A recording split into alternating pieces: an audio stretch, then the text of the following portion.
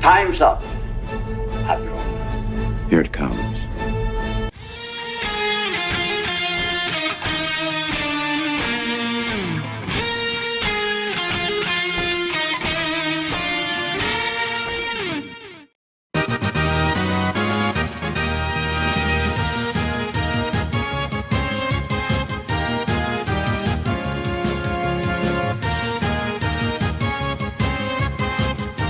Dude, that's like a test of strength. That's not gay.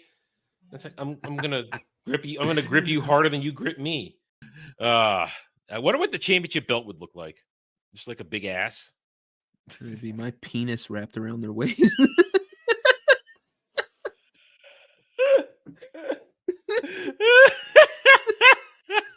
Little kid ears. When I first heard that, I heard not if you stick a lump of coal up his ass in 2 weeks, you have a diamond. When I heard as a kid, I sounded like in Twix, you'd have a diamond. Like, why are there chocolate bars up his ass? As a little kid, I didn't understand. Little kid ears hear things differently.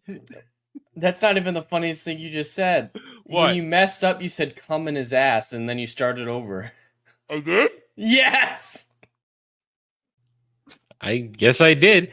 Hi, everybody. Welcome to Mellow Mondays. We're here to have a nice, easy time. We actually got some stories to discuss. It was a decent day. Actually, it was a decent weekend. Did you have a good weekend, Devin, overall?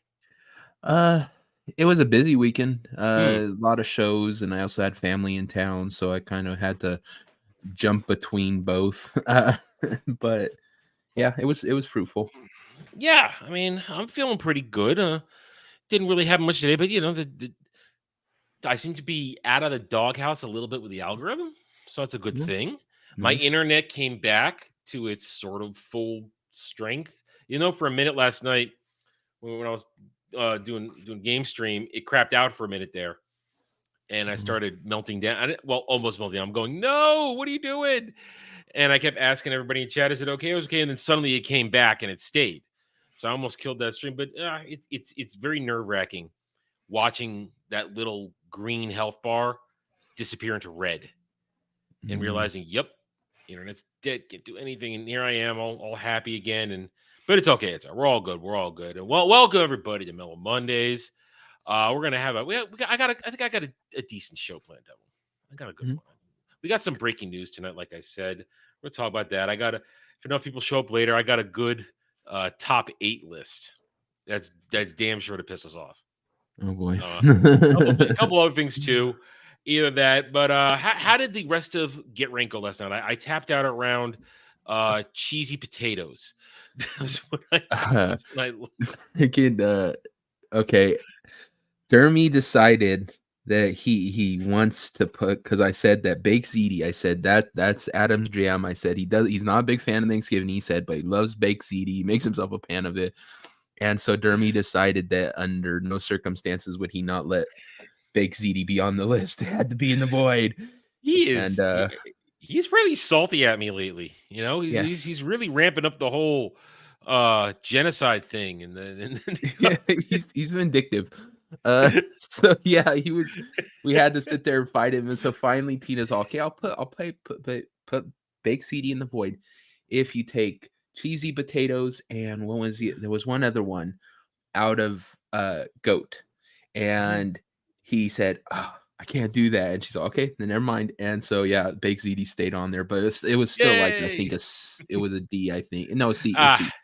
Yeah, my weird ass menu for Halloween for Thanksgiving, of course, is not likely to be accepted by all, because that was the reason I didn't go on the show, because I don't like 70% of the food at Thanksgiving. I can cook a lot of it for people, but I don't like to eat it. So I figured, I'm not gonna do that. And I was on purpose while I was there in the chat. I was on purpose being a troll when I said mac and cheese is disgusting.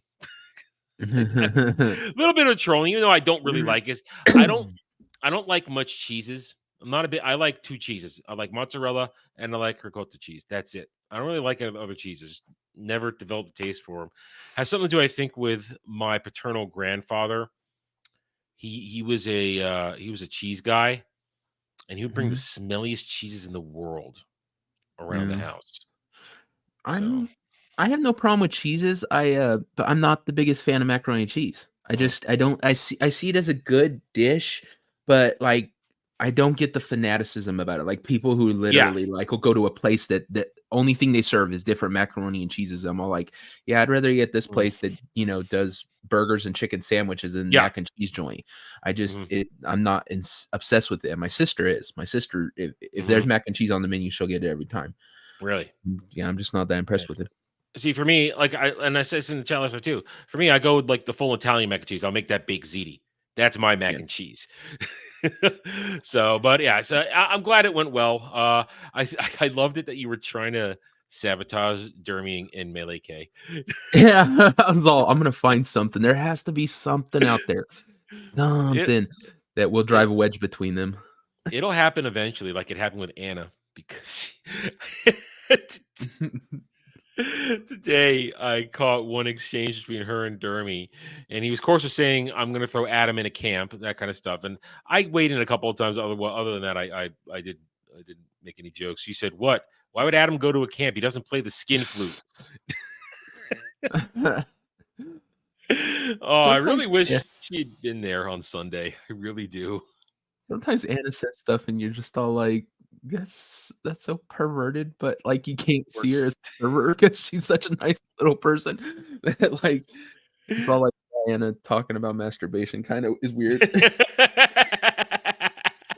Well, she's hanging out with us long enough now. It's gonna rub off, and she'll talk about rubbing one off. I mean, it's gonna happen.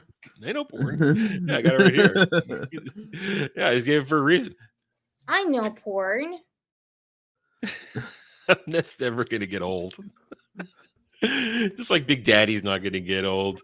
But yeah, so that good. So what's next week's guest rank? Are you doing one next week because of holiday weekend or not? Yeah, I'm doing X-Men. Oh, X-Men. Yeah.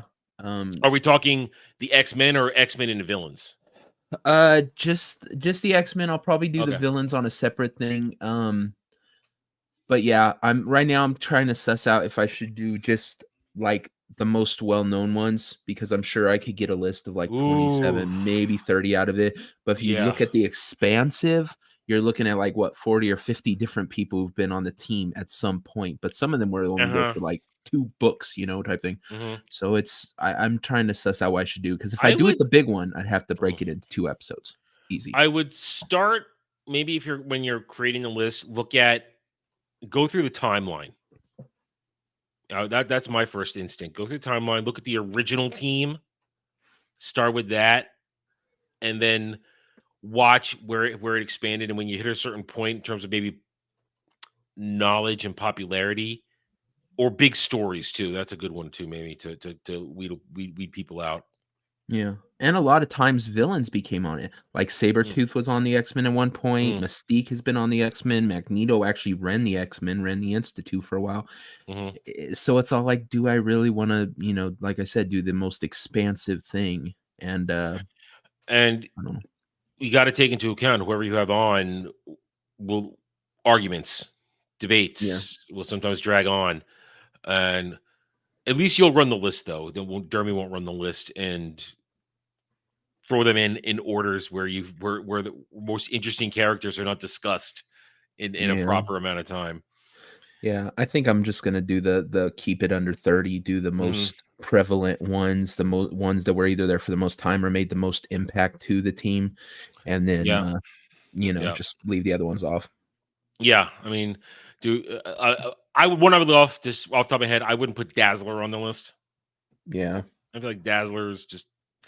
I always felt like Dazzler was bargain basement Jubilee almost. That's what I always felt about Dazzler. And it was always. No, go ahead. I don't know. I might take her off. I know I put her on already, but I might take her off. But there's a lot I have already essentially draw. See, Domino, she was on the list, but I don't think she was there very long. I wouldn't so put Domino off. Domino is more associated with Deadpool than anything. Yeah. They have Magma, Aurora, both those I don't even know who they are. I don't know those either. Yeah, Sunspot, Pixie I might leave on. Marrow, she was on there for a bit, but she's mostly, I think, X-Force and the I don't think she was on there for too long. So it's there's so many things. I don't know. No, again, I would say, like I said, start with the foundation, the earliest version of the team. And if like I said, if I was doing, I would look at giant arcs, important arcs, and who was there and who could make the case for a real interesting discussion like that. I think Yeah. that's my instinct when I'm doing it. Then again, I am not the strongest of X-Men aficionados. I'm very surface to mid level. Mhm. My first introduction to X-Men, deep introduction. I mean, I had known who they were because I'd leafed through comics a little bit here and there when a kid. But my first introduction was X-Men in the 90s, the TV show, the anime series. Yeah, that's That was how my a lot of people. I mean, it definitely grew in popularity with the Big Book one, whatever it's Mhm. called, Big Book. When they brought in Wolverine and stuff, Yeah. it definitely dropped in popularity. But I think the animated series is what really shot it into being as Yeah. huge as it was, such a Yeah. big part of Marvel. Because I knew who they all were. I knew a couple of the stories tangentially, like I knew Dark Phoenix, I knew a couple other things, but I didn't know a lot. And then the show came out and I watched it religiously for years. And I learned more. And then I started looking. I didn't actually buy the comics. I was that kid who would go into a Barnes and Nobles and get a big ass fat trade paperback and thumb through it like a Yeah. cheesy bastard. And I would look through it and I would get my knowledge, extra knowledge that way about some of the other arcs.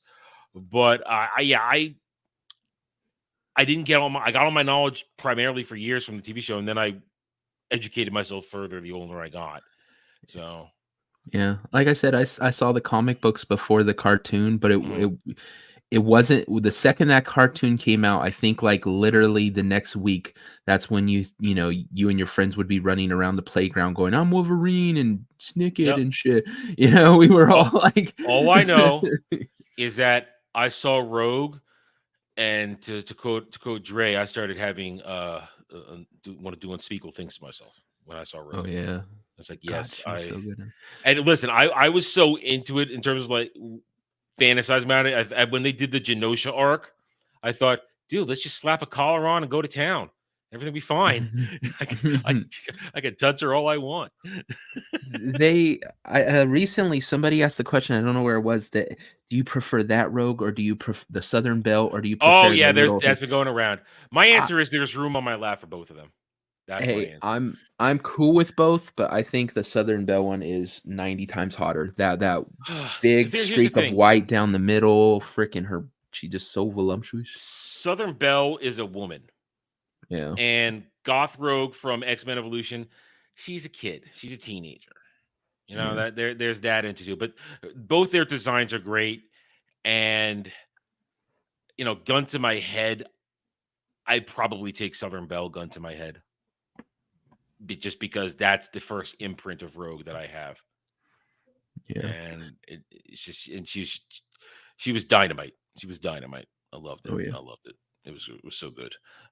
Before we get started though, actually, you know what? I'll wait a little bit. Let's wait to a bit more of a crowd, and then I'll bring that. I'll bring up Dre's crowd from when a bit more people have shown up. Make sure we get a full view of that, because I forgot to do it last week because I was upset about something. I know I was upset about something.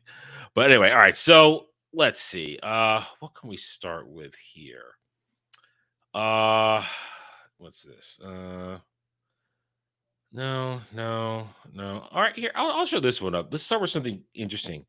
Last night when I was playing Star Trek Infinite, Kale was in the chat.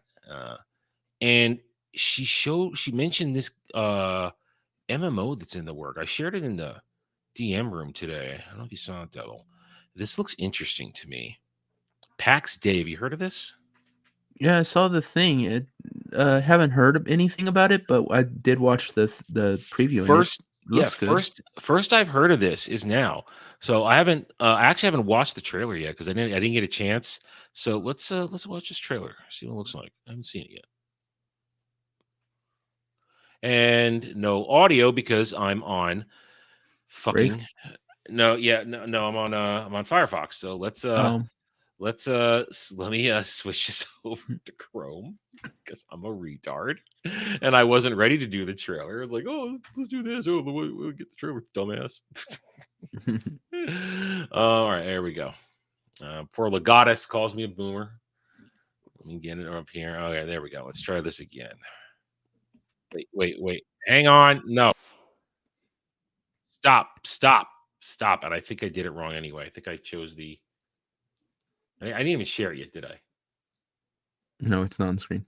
Yeah, and I God damn it, I'm a mess. Shop Legatus. Okay, there we go. Now let's share screen because I know how to YouTube. There we go. Okay, now here we go. There we go. That and now pause it. Get rid of banner. Make sure it's at HD, and now we go.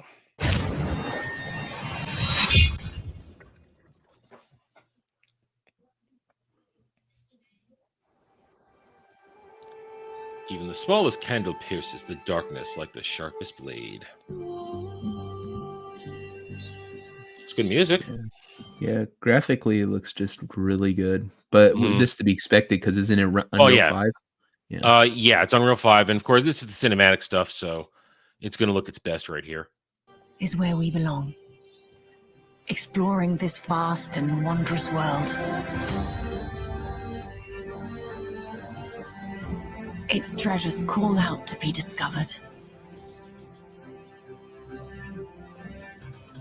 Its ancient secrets beckon us ever deeper into the unknown. The further we journey from the safety of the light, the greater the rewards and the dangers.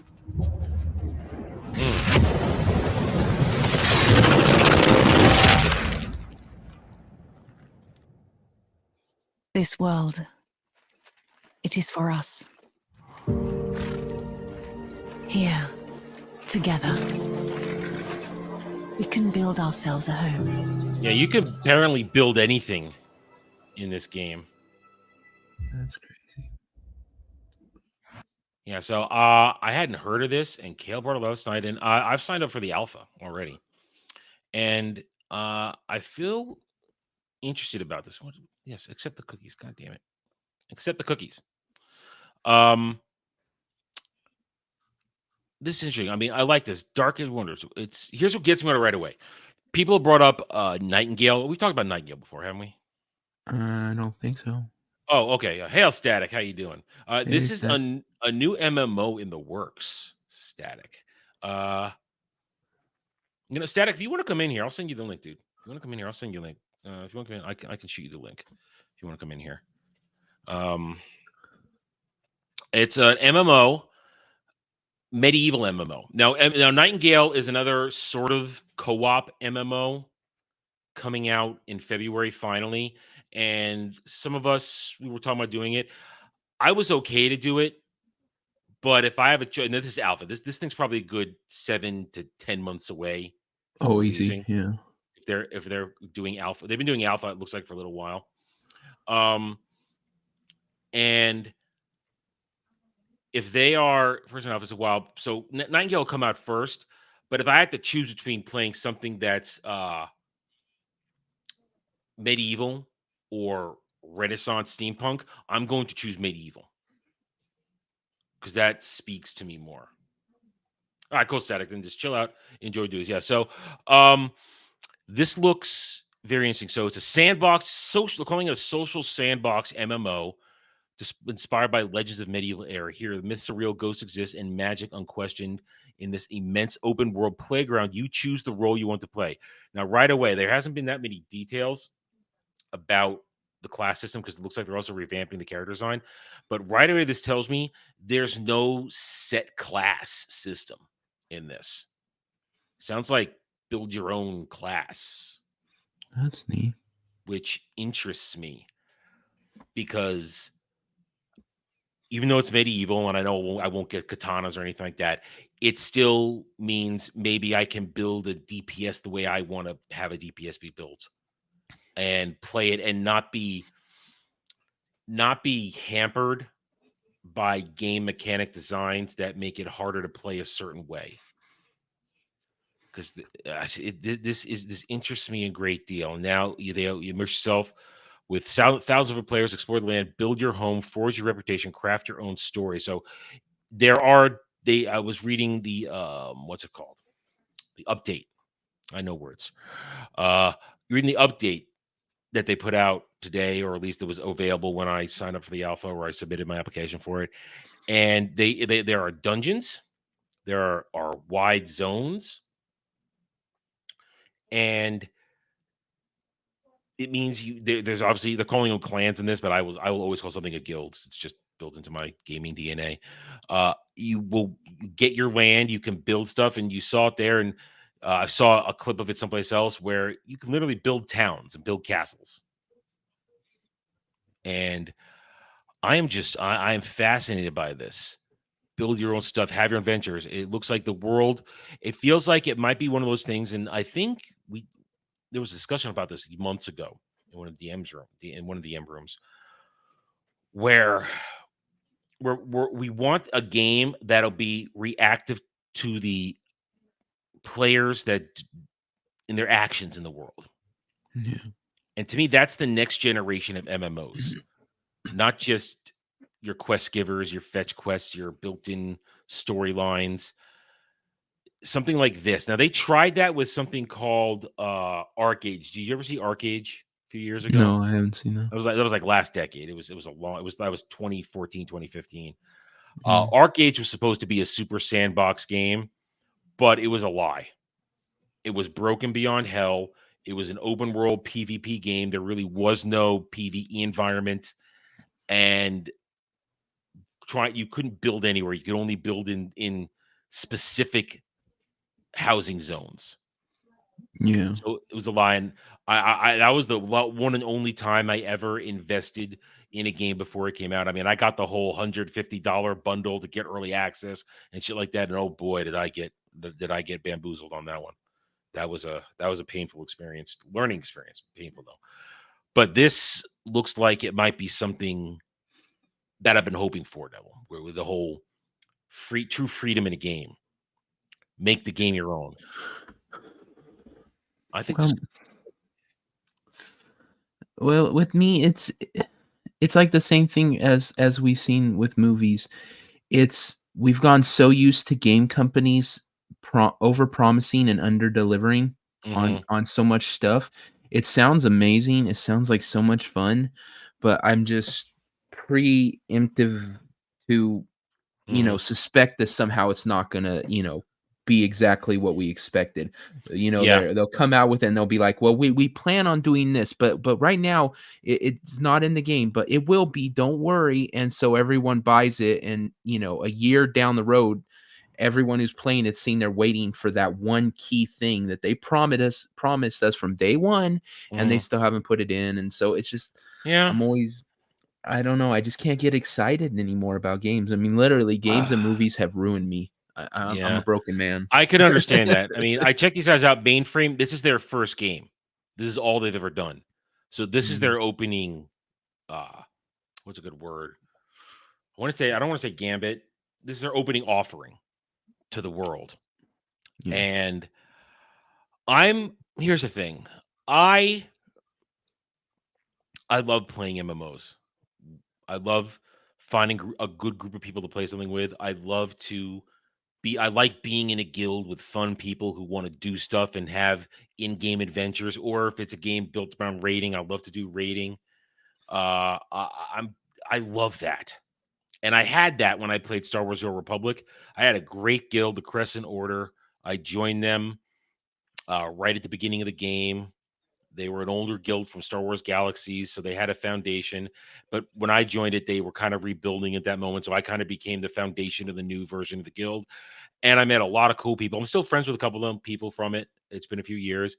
We haven't talked a lot this year. We all kind of, once I started doing the YouTube thing, they kind of we stopped hanging out because my time is spread over here, and we stopped playing the same games too. That happens. When you stop playing the same games, you tend to stop hanging out. But we're still friends.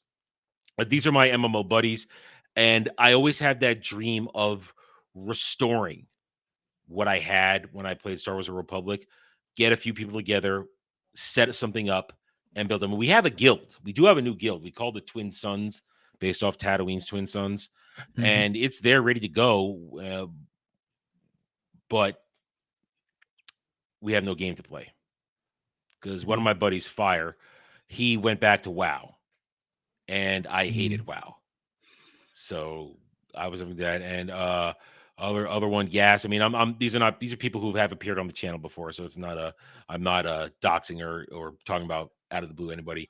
Yas, well, she's got a family, and she's got a son, she got a husband who are also gamer. Her whole family are gamers. Her husband, his parents. I actually played with them when we were in Star Wars. We all played together. They're really nice people.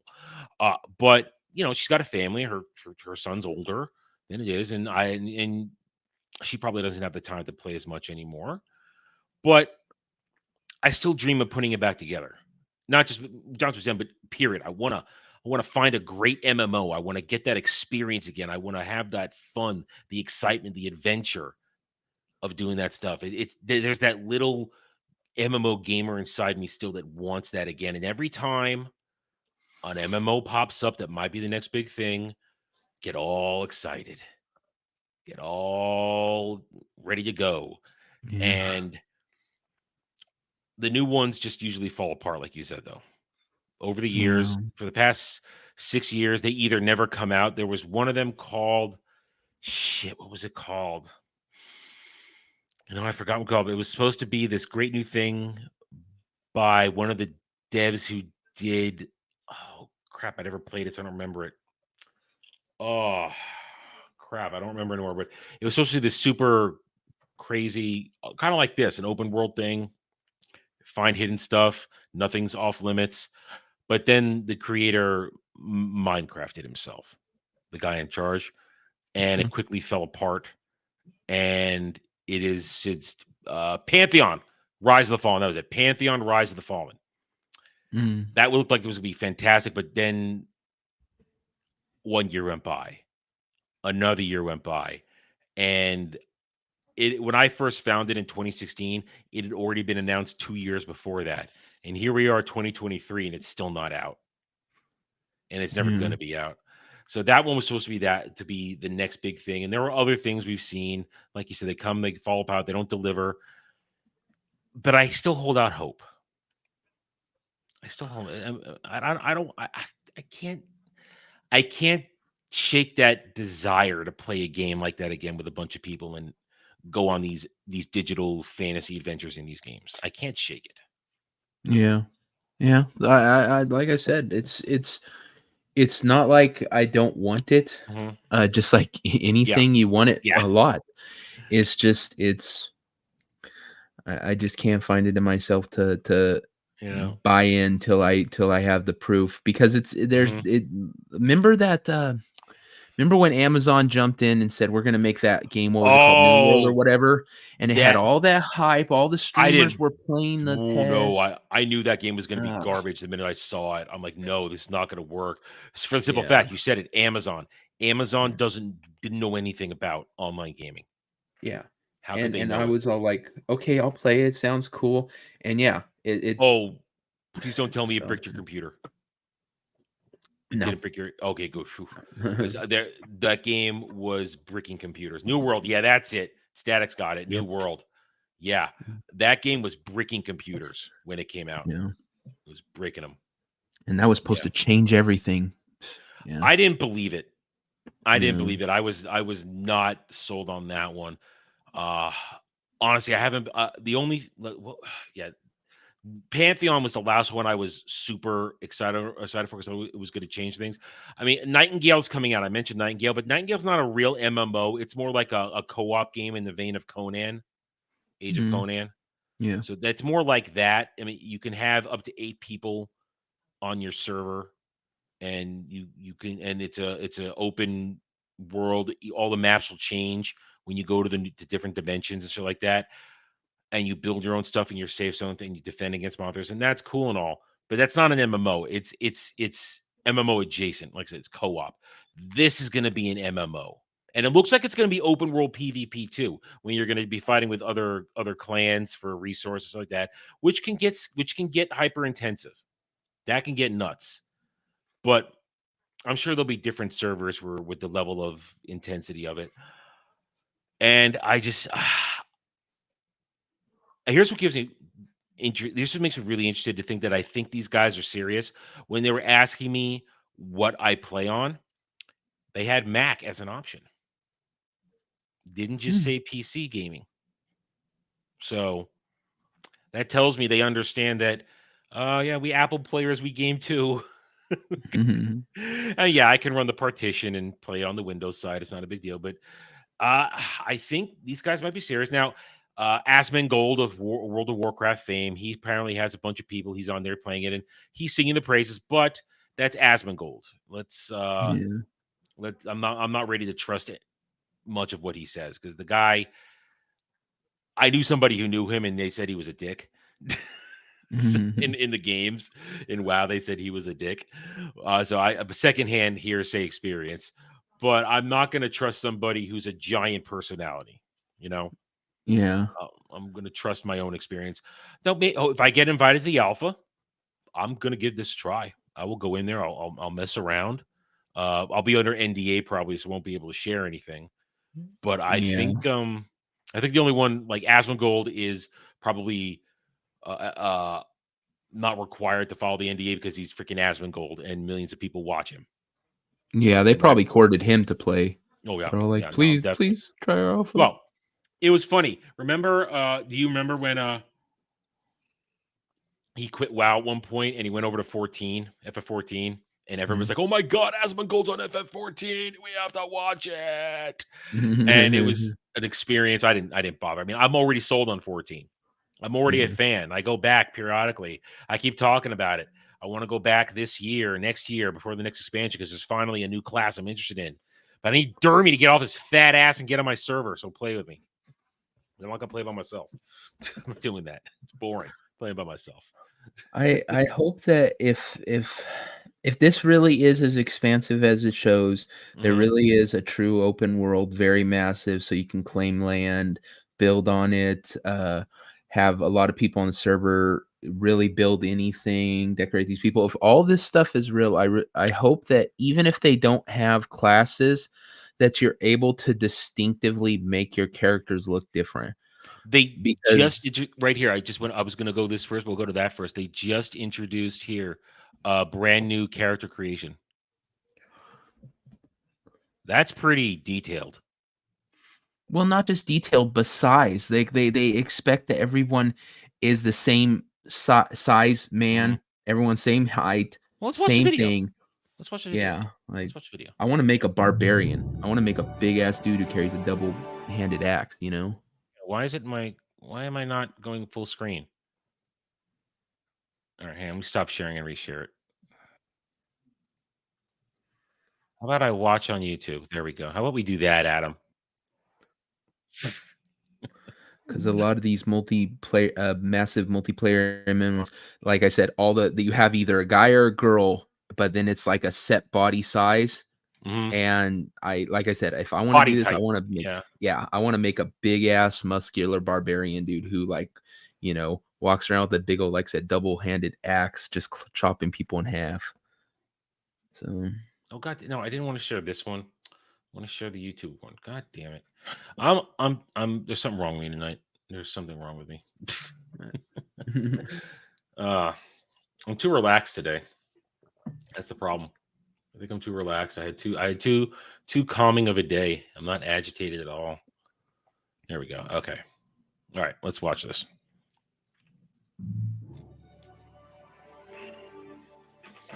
Well, I appreciate the facial feature details. Yeah. Appreciate that. I mean, I'll make myself. It's what I do. I'm very predictable. Or I make a version of me. I make my personal character. Make him chubby. If Jeremy plays, he'll make himself a giant titted Amazon. Yeah, that eats people. Yep. Fucking cannibal.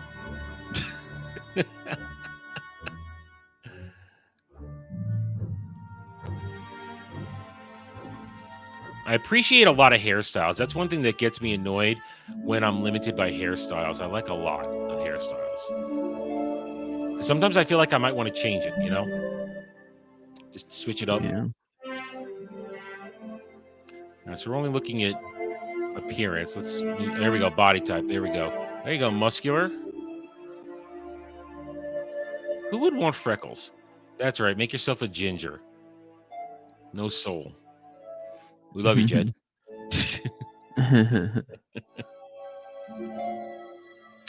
Where's the map? I like What's that this? even when you're toggling around with stuff, they still look human. Like some of them, Mhm. you start toggling things and they start looking like aliens and shit. Mhm. But these all still look like they're human, even when you're toggling around stuff. So that's good. Damn, that was a nice little mini shot of the game world. That looked really nice there. Yeah. All right. So I like the character customization. That means you're going to get unique looking characters. Yep. It's not going to be cookie cutter type, and that's kind of the problem with the mass games right now that exist. Everybody ends up looking the same at some point. Yep. There's no individuality. The only way you get your individuality is by your glamours, how you Yeah. look with your gear, which I'm always for as well too. Let's go to here now. The first large scale alpha test happened. It happened. It's going Yeah. now. It's happening right now. So since I just applied, I probably won't get in. Yeah, I had to sign up by November 12th. So there's a chance I'll get. Well, all right, maybe I'll get in the next one. All right, with PAX Day, we set to create a world players can call virtual home, and we mean it literally. The ability for each player to claim a plot in a shared world and make it their own is we think pretty unique in MMO setting and very cool. Yes, as long as it's like I said, as long as it's not in a designated housing zone. Yeah. Have it out there in the world where you can just go someplace and set up shop. Set up shop. Yes, I need to see myself in my games, or I need to see my personal characters from my stable at very least. Because that's me. I got to make my Roas character, who one day will be famous from my books, and that's why I claim it in every game, so no one can take my name from me ever. I would like, and I hope that because you don't see this a lot in there too. You see where a clan can attack your town. A clan Mhm. can, other people can try to interfere with your stuff. It would be nice if they had environment do that too. Like there could actually be forest fires, or there could be floods, or I want a stuff like monster that. horde. I want a monster yeah. horde as a threat. Yeah. We see that stuff in the anime MMO games when they make an anime and the characters in the game that the world is alive, and I want the world to be a threat. That would be a game changer for me. Here comes a monster horde because players didn't do shit, or Yeah. here's an event that's going on, and you have to, maybe put your differences aside and work together to stop that shit. Or congratulations, your home, your castle, your town, it's going to get destroyed by this Yeah. shit. Like I it would be want that. cool if you start setting up your town and then all of a sudden some wanderer comes in and says, "Why'd you set up the town here?" And you're all like, "Why not?" And he goes, "Oh, because this is a hunting path for Mhm. like werewolves or something on Mhm. their migration, and this part of the year thousands of them cross here and stuff, so you have to like actually prepare your town, because when the migration happens you're going to have a buttload of werewolves attack your town." Like something like Mhm. that would be like a cool little thing Something. to throw in there. Yeah. Raster and I had a conversation on this a few months ago. We want consequences in the game. Yeah. Now, I don't want permadeath. I'm not a fan of permadeath or Yeah. losing all your items like in Ready Player One, stuff like that. But I want consequences in the world. Like you said, let there be monsters out there that can F up your compound, your town, your camp, everything like that. Let the events of the world happen, and let things remain once they happen. I mean, it would be cool to have unique items that exist if one person was the only one able to get it. Yeah. You'd be jealous as hell, but it's like, damn, that's fucking cool. And it makes you put the time in. It makes you work at it, explore, find the cool shit. You're the one that found this. Congratulations, that's yours. Yeah. You were the one who did this. Yeah. They may have like there anyone could get this kind of looking helmet, Mhm. but it's extremely rare you find one with some sort of enchantment on it or something, An so that extra you could have bonus. Yeah. yeah, something that it's all like, oh, you have that, whatever helmet. Oh yeah, I have it too. Oh, but yeah, does yours have this on it? And oh shit, like Yeah. Yeah. yeah, I mean, they've already proven it. It can be done anywhere. I mean, the co-op games like Conan, like Valheim, where you can build your shit anywhere. oh Why tornadoes, that not would do it be in a real cool. MMO? You know, do it in a Yeah. real MMO. So I mean, I like this. This is they've doubled the size of the world, covering nearly 300 kilometers, 116 miles. That's pretty big. That's pretty big. Over 20 valleys to choose a perfect spot to inhabit. Uh, I like that. I'm a gatherer in games. I'm a gatherer. I love to gather. That's usually how when I start a game, I make my living in the game. I will gather mats. I will sell mats. I will farm like there's no tomorrow. Because there's always going to be somebody who's going to be a super crafter that doesn't want to go out in the field. And if you become a Mhm. supplier, they will just give you money for it. They will just give you whatever your asking price is. I was always my thing when I started. Eventually, I become a crafter, but when I'm starting, I'm always a gatherer. I'm out there. I love to mine in games. I like mining. I just do. I like You mining. just see him join a guild, and everyone's all like, "Where's Adam? He's out in the field, just out there, yeah, singing some song." Like, what- Dude. day is never finished. Master got me working. Oh no. Make myself black and do it. No, anyway.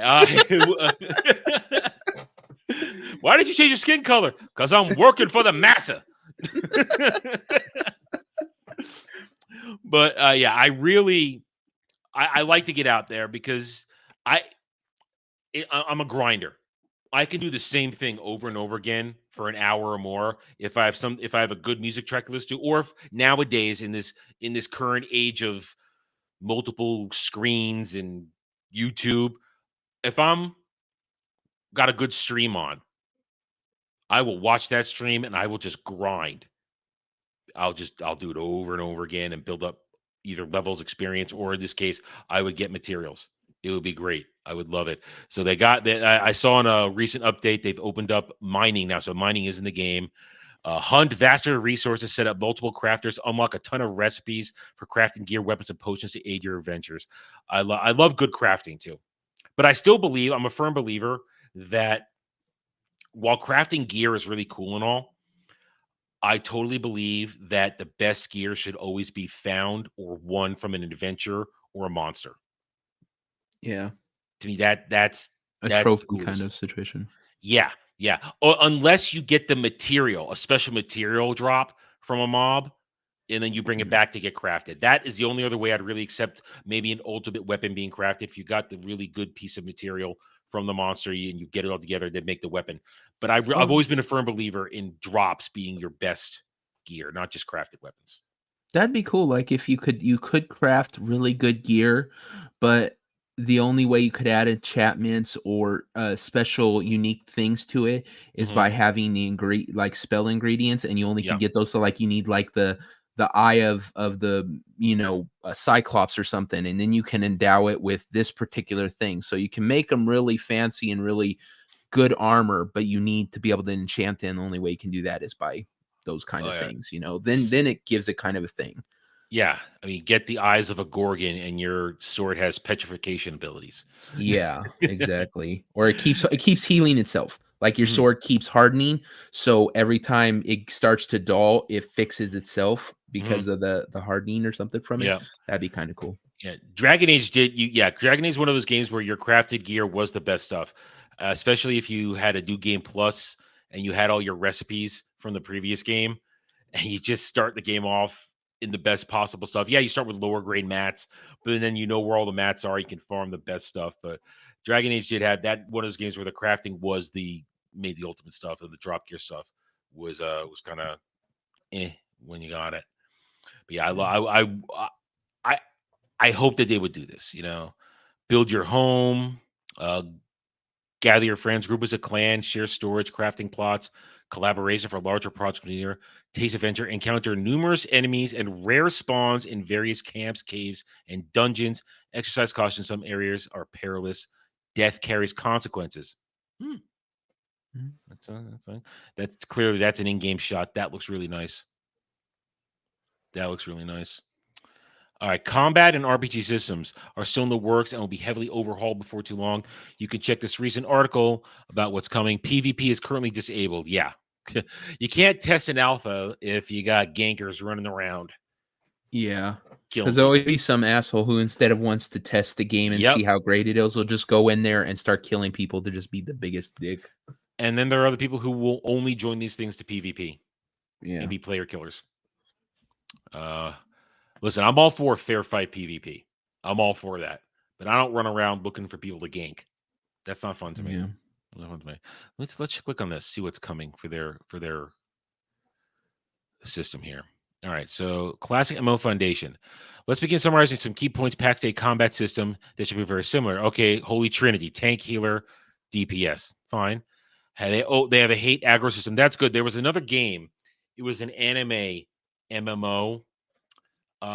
Shit, I forgot what it was called. I abandoned it when they revealed that everything was going to be instanced and you weren't going to actually have dungeon raids. It was going to be what we call boss in a box, where you just drop in and there it is. You don't have to fight your way to it. And there was going to be no actual hate or aggro system in there for the tanks. It was really strange. You got to have a hate system. You got to have a way to generate hate, get and hold it. Health points that will trigger death if they run out. You want to avoid that. And endurance for running, climbing, swimming, chopping, and even attacking. And so a passive feature of the usual MMO mechanics, except for a class system. This is where I'm excited for this. Craft your own role. PAX Day is a sandbox because we believe in offering our players maximum freedom in all possible game aspects. It was, therefore, a very conscious decision to get rid of character classes. I like the sound of this. Yeah, that does sound interesting. I mean, allow me to just have a sword in each hand and build my DPS the way I want to, not be locked into a specific rotation based upon the abilities aligned with the class. Yeah. Give me the freedom. I think that's a really good idea, because sometimes the worst part of a game is when you're like, okay, I want to play as let's say an archer, and then you get in there and you're just not having any fun. So then you got to go out and create a complete character and then choose a different class because you just hate playing as the archer. I really like the idea that if you don't like playing as the archer, you can just become a wizard. You can just become a tank or a healer or any of that. You don't have to stick to one with that particular character. It allows you so much more creativeness. See, FF14 pioneered that with the class system where you switch your class based upon whatever your weapon you're holding, and you can be every class in the game. But then, as great, I love FF14. It's fun. The story's fantastic. It's a beautiful game. When you're playing with friends, it's great.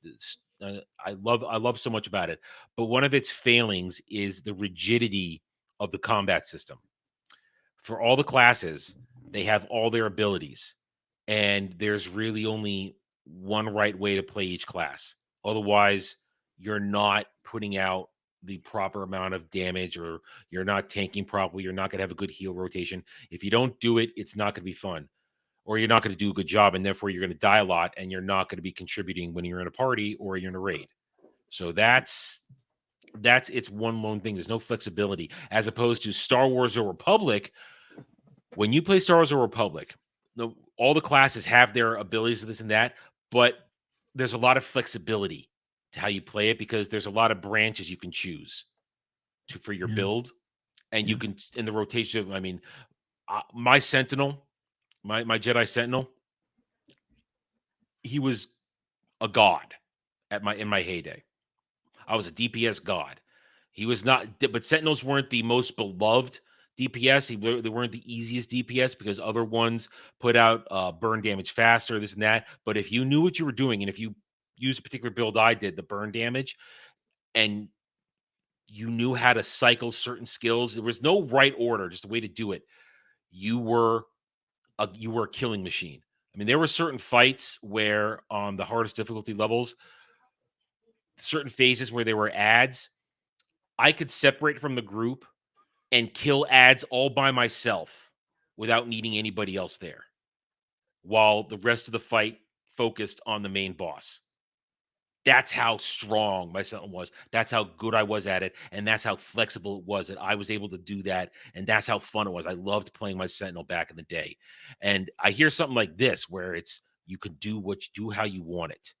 And I'm hearing between these lines, I'm hearing flexibility. You're going to be able to have a little fun here. You're not going to be locked into a rotation to beat the DPS timer, and somebody's going to be saying, do you have your DPS check app running so you can, your programmer, so you can make sure you're hitting so much per second and so much? It's like, dude, shut up. You're sucking the fun out of this. I hate that. That's one of the reasons the people I was playing with a couple years ago in FF14, that's why one of the reasons the guild fell apart. Because the dudes who were in charge of the raid were becoming too obsessed about, are you meeting these numbers? Are you keeping pace? And that sucks the fun out of it. Oh, So yeah. I see something like this, and I'm saying, PAX Day, there is no class to pick. Instead, your character's role derives from the gear you choose, wear at any given time. And with players crafting all items in the game, okay, so it looks like it's all crafting, no item drops. Looks like that's how they're going to go with it, which is fine. Like we said, if you get all the materials and you get these legendary materials that maybe are super hard to get, or maybe only drop once, that would be cool. And you make your special weapons. Your individual character progression choices are also very much tied to the establishments and crafting facilities you've built with your clan and overall game economy. That's interesting. Advanced crafting options will allow you to enhance individual items and unique abilities like spells, weapons, techniques, buff and debuff, passive or active. These will offer various combinations to test and optimize based on taste, playstyle, and the changes you aim to overcome. For example, a tank build could involve combining a full plate armor, including Thunderous Visage, able to trigger an enemy or increase its aggro, along with Soothing Choker, a medallion that can cast a lull spell, always useful to avoid aggroing a full remove one pull. You can also opt for more hybrid combos. Wow. That just spoke to a bunch of people that I know used to play. They love their hybrid classes. Oh, They yeah. like being that little bit of this, a little bit of that, and finding that unique path to being a badass in that fashion. Rogue Love mage. that. Yeah. Just build your own thing. I mean, that's very that I know some people that they hear that their ears are going to perk up going, oh, hybrid, you say? You're not going to penalize me for trying to do a couple different things here, because that's what the mainstream games do. They penalize you if you. I mean, they used to be able to hybrid in Star Wars: The Old Republic, but then they took it out, and it killed a lot of the builds for people I knew. It really pissed them off. That's interesting. Samuel, one of the problems I kept running into in DCUO was my tank was constantly doing higher damage than the DPS in a given instance. Yeah. And well, that also leads to the problem of sometimes you're playing with people who don't know what the fuck they're doing. And I am that guy who has to be told sometimes, yeah, slow down your DPS because we're dealing with a tank that can't keep up with you. You need to take it easy, let them build their hate. Don't go full burst right away. So I've learned to naturally throttle myself at the beginning of some fights so I don't pull hate. Then again, there is that moment where you get annoyed. It's like, all right, stupid ass tank, I'm gonna make you work now. Do your damn job. Hold your hate. I'm gonna go full out because I know how to go full out and maintain it, not just burst it. I'm the Leroy Jenkins. I just rush in there and get my so am I. kill. Dude, I'm not so much Leroy Jenkins. I'm the guy where I will get tunnel vision in a fight, and I will just keep pushing the boundary. That's why back in the day, it was always, okay, who's going to be my character name is said. Who's Adam's pocket healer today? Who's going to follow Adam around because he's gonna wander off while we're fighting, and he's not going to realize he's outpaced everybody. So that, yeah, I totally understand. I don't full on Leroy Jenkins, but I do require extra attention from the healers because I get tunnel vision in my damage dealing, and I kind of just do my Uh, thing. Adam needs that sexual healing. Yeah. No. You can also offer more hybrid combos. The tank pictured above could swap their plate legs for leather pants with a heal spell, equip the hypnotic band, a ring with a mesmerizing spell. Alternatively, a healer would benefit from the soothing choker mentioned above and reduce their aggro when they're in a healing spree. Choice yours. So that's cool. They're taking into account that some healers have to remember that healing generates as much aggro as damage dealing. In fact, sometimes more if you drop a super heal spell. All right, here's a nice little shot of the. Could you zoom in on this? No, it's not going to let me do that. But all right, that's a nice little shot of the gear window. Oh, well, you're not sharing your screen so no one can see. Oh, I'm not. Oh, when did I do that? When did I get rid of it? Damn I it. don't know. I don't know. God damn it. I'm. All right, you can take. Legatus, you can take points off for that one. So I've been reading this the whole time. It hasn't been up, hasn't it? God damn it. Yep. I was all like, "Hey, do it how you want it, dude." I was seeing it like I don't know why he's I showing. didn't mean. I'm sitting here just looking at, forgetting that I didn't bring it up. Oh. I am. Listen, I'm short like 3 hours of sleep today. I woke up I went to bed at 2 this morning, 2 a.m. and I woke up at 8. So I'm not all here. and I thought I might take a nap today because I got my videos done, but then things just I kept having to do shit, get other shit done, and finally it's look, it's 5 o'clock. I gotta start dinner. Oh look, Yeah. I need to eat dinner. Oh look, I gotta get set up for the stream. Oh look, here's the stream. I literally have been going all day. I went to work, got off work, came home, grabbed my dog. I had to take her to the groomers to get her nails done. Brought her home, then had to run to the stores because I didn't get sweet potatoes for Thanksgiving. So I had to go to the store, grab sweet I got potatoes. my sweet potatoes, 39 cents. 39 cents a pound. I got them on sale for, well, not for me, for my mom. She wants a sweet mash. I will make her the sweet mash. But I've been, and then there was a moment where there was the lull where I didn't do anything, and I just sat here, and I sat here for about half an hour thinking, okay, I literally now have nothing to do. So I played Lords of the Fallen for like an hour and died a little bit, killed a mini boss, but died a little bit. And then it's like, okay, gotta move on. That your hour is up. No empty space for me. Then I cooked dinner, put dinner on table, and I didn't have time to eat, so I ran over here and got on stream. So now my dinner's out there cold. But it's okay. Oh no, that's what microwaves are for. No, you can eat, dude. You can eat. Go on mute. I will carry it. Don't worry. No, it's okay, dude. I don't like to eat. Eat. I do that a lot, dude. It's not like I do that all the time because I cook 8 hours. Sometimes I'll cook dinner at like 7. I just it just depends on when I get it, but there's a lot of times where I just nuke it. It's not a big deal. Trust me. Yeah, for me, I on the Mondays I start dinner at 5 because it takes 2 hours to get it all the way done because it's sesame chicken night. So I gotta get all the prepper done, get everything done, and then I want to be eating by 7 so that I could eat calmly, not be rushing to get before we're getting on here. And that all went well. That was fine. That was good. But I make a bunch so I have meals for the next day. And tomorrow I make a bunch of food. So I'll be good on food through like the middle of the week so that when the other streams come up, I don't have to rush or do anything. I mean, well, I don't have set nights. I'm always cooking different stuff. I just because I actually go on and just like go, oh, sounds good, and I'll go on and look like for recipes for different things. So I rarely have like set nights. Sometimes they'll, I'm on a complete menu. I eat the same menu every week because I make enough for a lunch and it bleeds over, and then because of stream nights, I don't want to have to be cooking right before stream, especially on Wednesdays when Natural 20 at 7:30. I gotta be able to sit down and eat before it. I can't be rushing to get all this shit done. And so I have the menu's pretty set, and I like it like that because it keeps me in the budget for what I'm buying too. I know exactly how much I'm spending on everything right now, and in about probably another month I'll get tired of what I'm eating and I'll change the menu again because that's just how it is. But right now, it's all Chinese food. It's all Chinese and Italian food. Sesame chicken on Mondays. I'll make I'll make some chicken patties and potatoes in the middle of the week.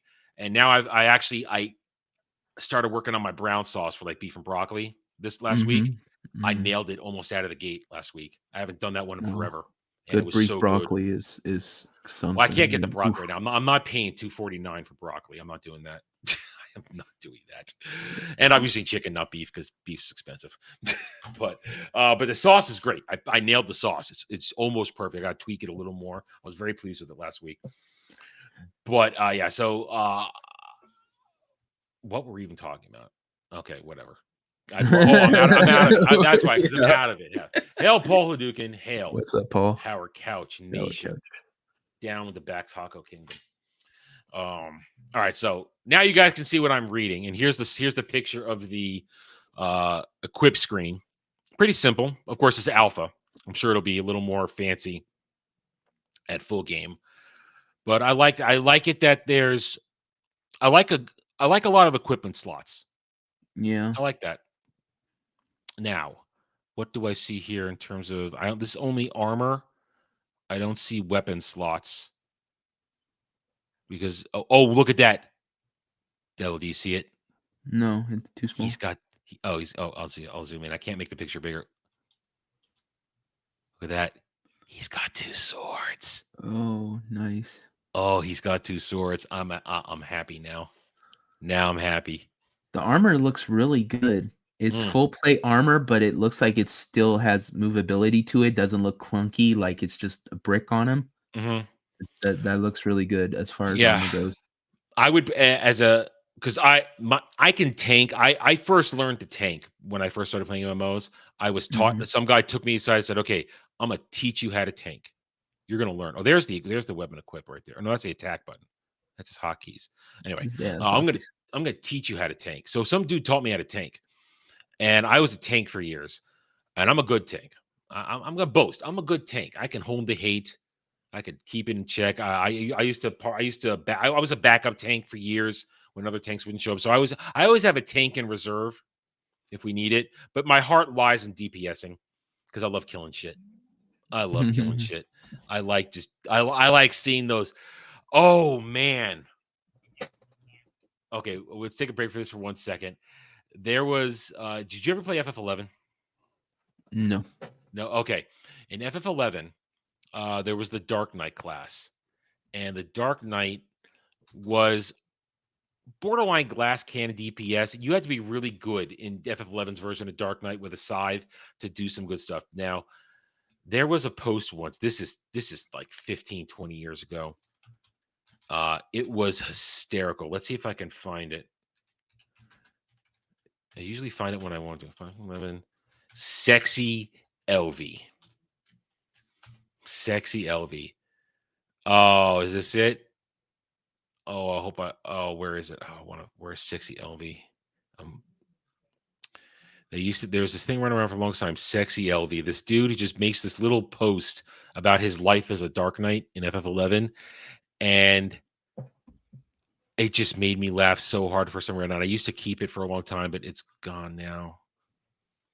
Oh man, let's see if I can find it. Is this it? No. No, this is just no, that's not it. 60 LV Dark Knight. I don't want to try to butcher it because it was just so freaking beautiful in its hilarity. Nah, it was gonna be pretty random. It's probably lost to the ethers of the internet.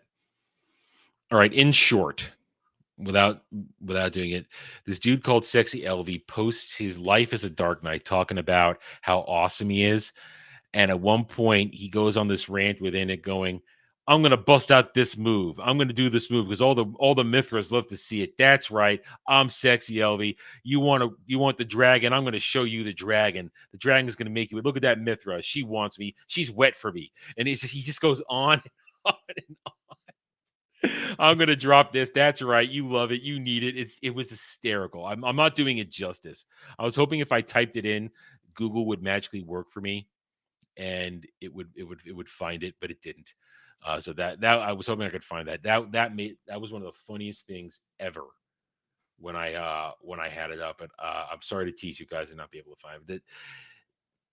That was the glory of FF11 back in the day. Crazy people. All right, so I like this. I see two swords.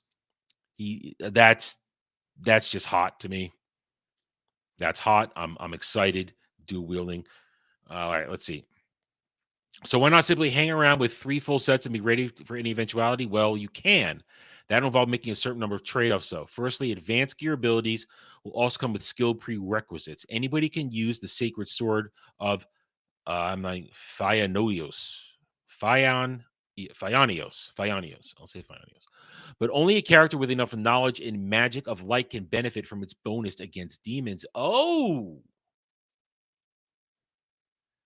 So look at that. That's encouraging you to not just dump all your stats into, let's just say, endurance and vitality. If you're a tank. Damn, that's interesting. That makes you think. Makes you think. I wonder if they'll have reskill in the game, reskill ups. Sorry, Legatas, I forgot you don't know these things. Okay. A tank means think of it as a tank. Here's a tank, a big old metal vehicle that can take a beating. Yep, you're a damage eater. Yep, you're a meat. What was the old term? Meat shield. You're a meat shield. Yeah. You are out there to take all the damage so everybody else does it. My nickname when I was a tank was Meat Tank. That was my nickname. It's whenever it's like, here comes Meat Tank. Sounds like a stripper name. hey! In Final Fantasy 11, when I was my warrior in Final Fantasy 11, your artifact gear, you looked like a male stripper in that game. You looked like a male stripper. I shit you not. Anybody who knows. So that's a tank. So everybody calls it a tank because you take all the damage like a tank. You can be out front. You can take a lick and keep on taking. But you need a healer. You need a good healer. And healer is healer. That's obviously, in DPS is damage per second. Well, back in the day, we called it DD, damage dealer. But then in the advent of WoW, it became known as DPS. So DD went away, and then we all call it DPS now. So that's DPS, damage per second. You're a DPSer. And then there's various types of DPSing. Yeah, the best way to think of it is tanks are like the paladins or the armored up kind of people that stand right in front of the creature getting their ass hit a dozen times. The DPSers are like the rogues or the assassins. They get behind the character, stab them in the back, try to dole out as much damage as they can. And then healers and stuff like that, different character classes. They all work together to make you able to take on the big dungeons. Party. Usually it's a party. And that was one of the funniest things. That's why Final Fantasy 14 went a little rigid with some of their stuff, because in Final Fantasy 11 they had subclasses where you could level up another class to make it your subclass. And what ninjas did was use their ninja ability and sub it to warrior with an aggro ability. And ninjas in Final Fantasy 11 were supposed to be DPSers. Yeah. But the player base turned them into shadow tanks, because a ninja could summon 2 or 3 shadows that could absorb all damage. So they became a dodge tank and a shadow tank, and it totally threw off the balance of the game. Oh yeah, completely. Gamer Alien, what if Cowboy Bebop were in the Transformers universe? That's not a question I've ever thought of. Not exactly sure how that pertains to what we're talking about, but I guess the Transformers would kick all their asses, because in the end, people in Cowboy Bebop are still normal people. They're not too superhuman.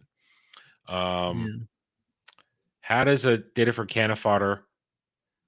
Well, no, tank isn't cannon fodder. I mean, a party can only go as far as their tank will take them. Yeah. cannon fodder is somebody you can sacrifice. The tank you don't want to sacrifice. They're just there to keep the whatever it is on there, so that the glass cannons, the people who don't have much life but can dole out shit ton of thing, they're not getting taken out. Because if your archers or your, like I said, your rogues hitting them in their back get hit 2 or 3 times, they're dead. The tank can take a shit ton of damage, so he's going to take the attention. And he's got a necessity. abilities, and he's got abilities that can mitigate damage too. Yeah. So the tank, again, you only get as far. This is why they call it the Holy Trinity, because it is a triangle. The tank, the DPS, and the healer, they all need each other. You can't survive in these games on your own. Not really. Yeah. You can try, and maybe you can get away with it to a certain point being a solo player, but eventually, especially in a game like this where it's going to be an open world sandbox where you're going to be dealing with situations, you might be able to do it for yourself a little while, like make some sort of paladin hybrid class with a little bit of healing, can really keep yourself going on your own for a while, yet still do a bunch of damage. But overall, if you really want to do shit, you need to have a balanced party. And that means a tank who knows what they're doing and is equipped and skilled at what they're doing. And at the same time, a healer that can keep them alive without attracting too much attention from the enemies, and a DPS who understands when to throttle, when to go full burst, when to do it, when to fall back, and knowing an awareness, especially if you're a melee DPS like I am.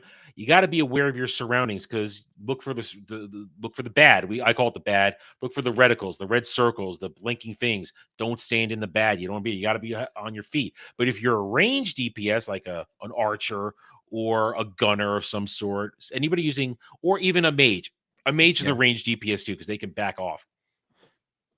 You have a little more leeway because you can just stand there and you don't have to worry about it. You don't have to be mobile. Yeah. So there's all kinds of stuff.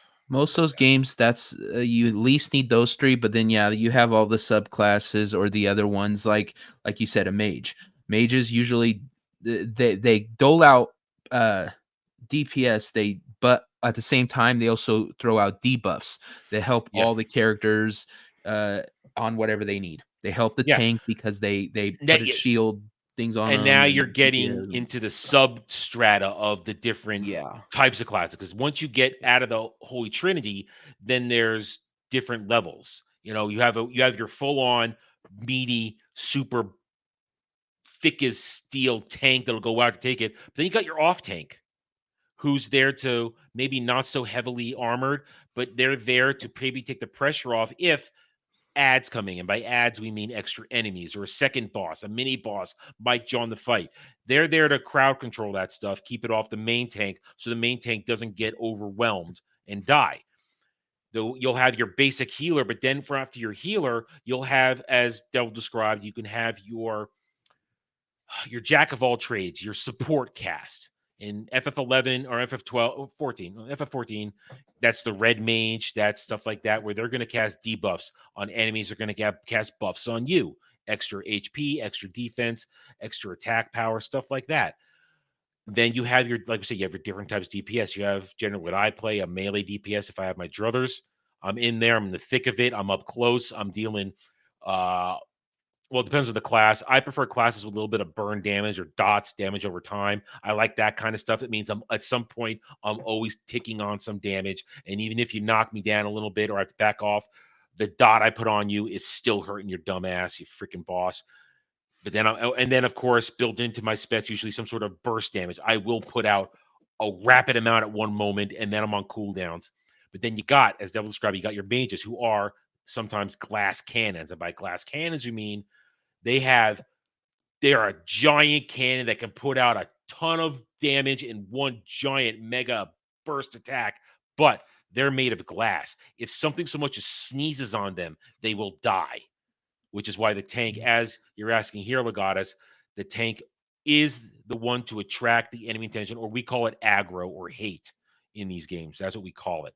And it's their job to keep the boss or groups of enemies all on them. So they have either abilities that will do wide AoE pulls or a single aggro, or they could do damage. A classic way to do it is mixed in with that is just do damage. If you're doing the damage, you build up that hate meter. then they're stuck on you. And if you've built up the hate meter and you're on top of what it's called the list, the hate list, it's not visible. We know it's there in the game. We just don't see it. But if you're made at the top of the hate list and you got a smart ass like me who's going to come in and just go darn all crazy with my attacks to test you, if you're locked in on that top of the hate list, you're a super tank. If you can hold me off from stealing your hate, you're good, because I'm a dick. I am in certain situations. I will go full bore because you've seen me do it in games. I try to see if I can just outpace the damage that I'm taking in order to get the kill. That's how I am in an MMO. Sometimes, if it's a serious situation, how much can I put out to try and end this quickly? It's a bad habit, and in serious times, I can't get it under control. But I will test a tank, especially if they're not one of the tanks I know. Because I got to see it's not so much being a dick, it's also knowing what I'm dealing with. If they can hold it, I know what I'm dealing with, and I'll be okay. But if they're not, then as soon as we're done, this guy goes on the list of guys I'm never going to play with again, because a bad tank, it's all over. You get nothing done. So I hope that explained that, Legatus. Because we sometimes forget Legatus is not a gamer, and he doesn't. Devil and I are throwing out terms that we've been using for years, and it's like, oh, whatever. But yeah. All right. So I like that, like hybrid idea. Again, without restriction linked to class, any character can theoretically learn every skill to the highest degree, but in practice, we fully expect some degree of specialization to happen. You want to optimize for synergies between gear you equip and the skills you develop. Secondly, there's a very practical limitation of the space available in your inventory. Encumbrance, limited inventory. It's going to happen. Of course, since items are not bound to characters. Ooh. No. Wow. That's interesting. Not bound. God, I hope nobody can loot your corpse if you die in PvP. That would suck. Yeah, that's what I was gonna say. If you put on some heavy ass equipment and somebody just kills you with a fucking bow while you're like gathering wood or some shit, that would piss me off. Oh hell. My guess is it only works. What if we're saying here? It works with trade, sharing. I think it's probably like I don't think they're gonna put in this kind of game. People are gonna loot your corpses. I don't think they're gonna do that. However, between armor, weapons, potions, reagents, and other items you'll want to gather to build an optimized combo, being prepared for everything will still be leaving behind a lot of precious loot you'll find in your adventures, and you probably don't want that. Here's a look at a fight. A lot of fog there. Can't tell what's going on. Small hotbar, though. That's a very small hotbar for stuff. Yeah, it doesn't. What they got? What? 4, 5, I only see 8. 7, 8. Yeah, I was saying 8. I only see 8. And I wonder what the ability chains are going to be like then. I mean, remember, again, I'm used to like Star Wars. I'm used to Final Fantasy 14, used to older games like that where my ability bars are all over the place. And I have something cool. I mean, you can sort of see it right here. I mean, I'm trying to hold my keyboard up. I have an old Steel Series gamer keyboard. I love this thing. I got this thing, yeah, almost 14 years ago. I got this when I started playing Star Wars, and all I had was a regular keyboard, and I realized I wasn't keeping up. I was having a hard time just keeping, my fingers weren't reaching the buttons. And then I went online and I found this thing. You see right here, this section. Now you buy these things separate, but this one's built into it. It's all for my left hand. All the buttons are in a perfect spot, and I can program everything. So I love this thing. When I got this thing, that's when I really took off as a pretty damn good MMO player, because suddenly my reaction times tripled because everything was right there on my left hand. My thumb, my index finger, my pinkies, ring, middle finger, everything was in reach, and it was glorious. So I've taken the best care of the thing I can, because they don't make this anymore. They do not make this keyboard anymore. And if it ever did die, I'd have to get a regular keyboard and an attachment, the accessory ones that they sell all over the place. So I'm going to try and take care of this thing forever because I love it. I love it so much. So I'm used to having the ability to map, I think, 24 keys on 2 hotbars. So again, this is alpha. Let's not assume, because it looks like a regular equip bar here, like we see in a whatchamacallit, a co-op game. Mm-hmm.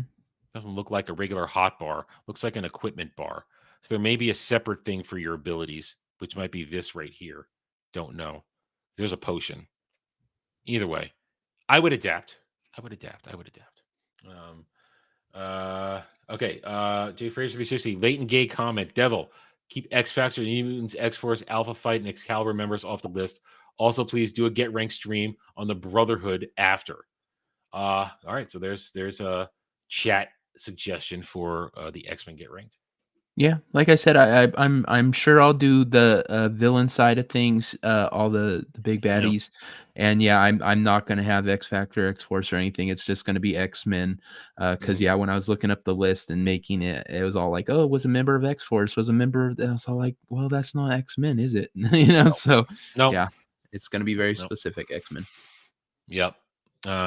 Rewards. Let's talk about the juicy bit. Loot. Oh, I love loot. Nothing better than getting good loot. Luke Goblin. I'm a Luke Loot Goblin. Goblin. Hey, well, dude. Loot. Listen, getting loot is serious, especially when you're in a guild, or sometimes when you're in your guild, you have your rules. You know this. Have your rules. Who's going to get what when they get what.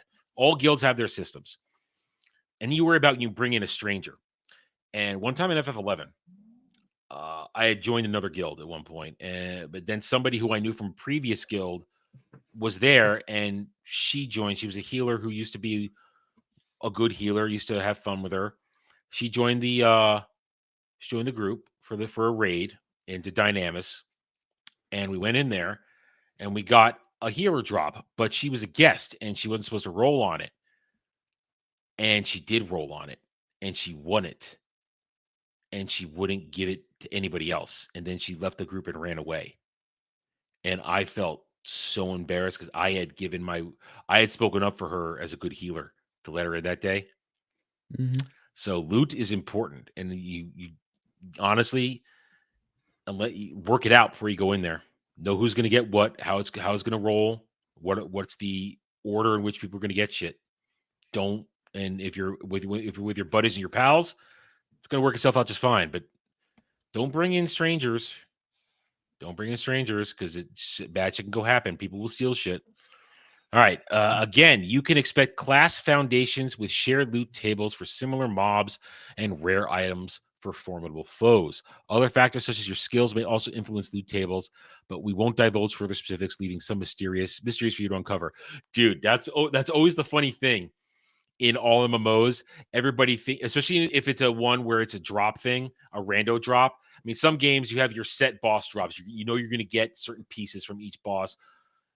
But in some games where you don't know what's going to drop when you kill the boss, it's going to be from a randomized loot table. We all had always our theories and our beliefs of these random pieces of little bits of gear that we believed were giving us bonus to drop rates. I had 4 or 5 items in FF11 that were all supposed to increase your drop rate. I believe, no evidence, but we all carried around a rabbit's foot. We all carried around a couple other things. It was, but that's kind of the funny thing, the little lore that builds up, because they're not going to tell us. We think, but it's good stuff. That's good memories right there. That's good memories. Little idiosyncrasies of games. While it's possible to loot magical items from enemies in the current state of the game, Friends and Family Alpha, this is not our long-term plan. Instead, one of the main rewards of PvE will consist of rare resources that are essential for crafting high-level items and cannot be gathered elsewhere in the game. I'm okay with that. Yeah. I'm okay with that. It still makes it worth it. Yeah. Still makes it worth it.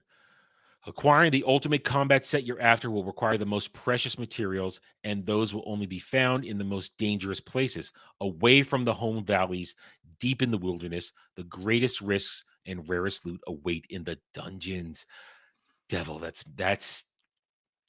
I'm hearing that little voice. He's getting louder in my head, saying, and not the crazy one, the normal one, saying to me, "Raid, raid." Dungeon crawl raid. That's my kind of raid, man. I love it. I want it. That's what I want. That's why I loved Star Wars when I played it. They had the long dungeon raid. You crawl through the dungeon, you fight each boss, you get it, and you get your rewards. And that's again one of my few failings at FF14. There's no real dungeon raid. The raids are just boss in a box. You drop in, you fight it. You don't really. you confused me. I No, I thought you can were hear you. going into a pitch. I'm sponsored by Raid Shadow Legends. Devil, I can't hear you. You can't hear me? I see your voice moving, but I can't hear you. And I know, and I can hear things. I check my volume. I'm okay now. Unlike earlier. And now you muted yourself now. And while Devil fixes his audio, let's get going. Unlike most modern MMOs, our dungeons are fully open places where you should expect to encounter other parties. Oh, they're not instanced. Oh, damn. All right, that's a little crazy. Can you hear me now? It's not instanced. Shit. Other opportunity for social interaction, up to you to cooperate or compete for rare mobs. Oh, shit. That's old school. Who's going to get the aggro first? Who's going to get the claim first? Dang. All right, Devil, can I hear you yet? Try speaking. Can you hear me? No, I don't hear you. All right, let me make sure it's not me. Let me do something real quick so make sure it's not me. Can the chat hear me? I'll play music for myself real quick. Make sure I didn't shut anything down. Hold on 1 second. Oh, it's me. I don't hear anything. Okay, no, Devil, it's not you. It's me. Apparently, I don't hear anything. Hold on a second.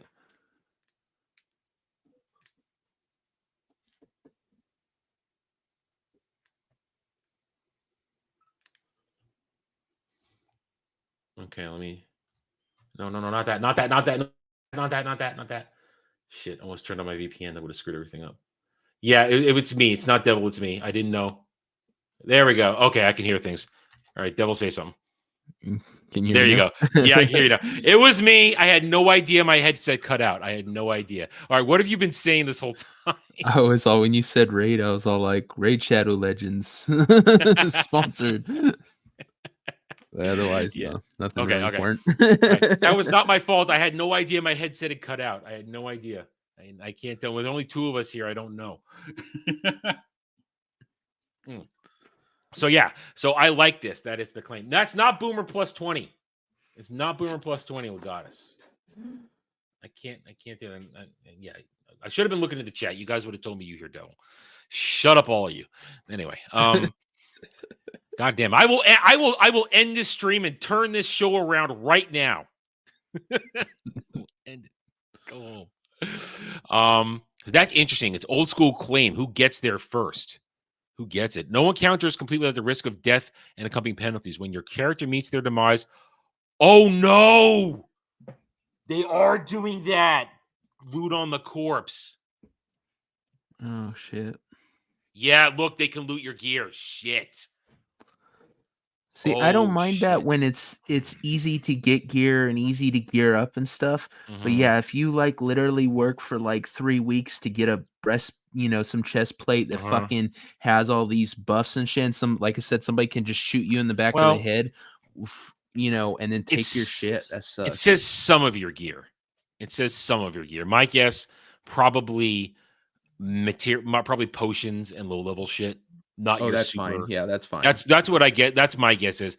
I don't think they'd be that they'd be that punitive like that. I don't think they would do that, because that would be a major turnoff if somebody could take your piece of gear that you work so hard for. Now, if you agree to have a PvP match where the winner gets it, that's different. Fair. That's different.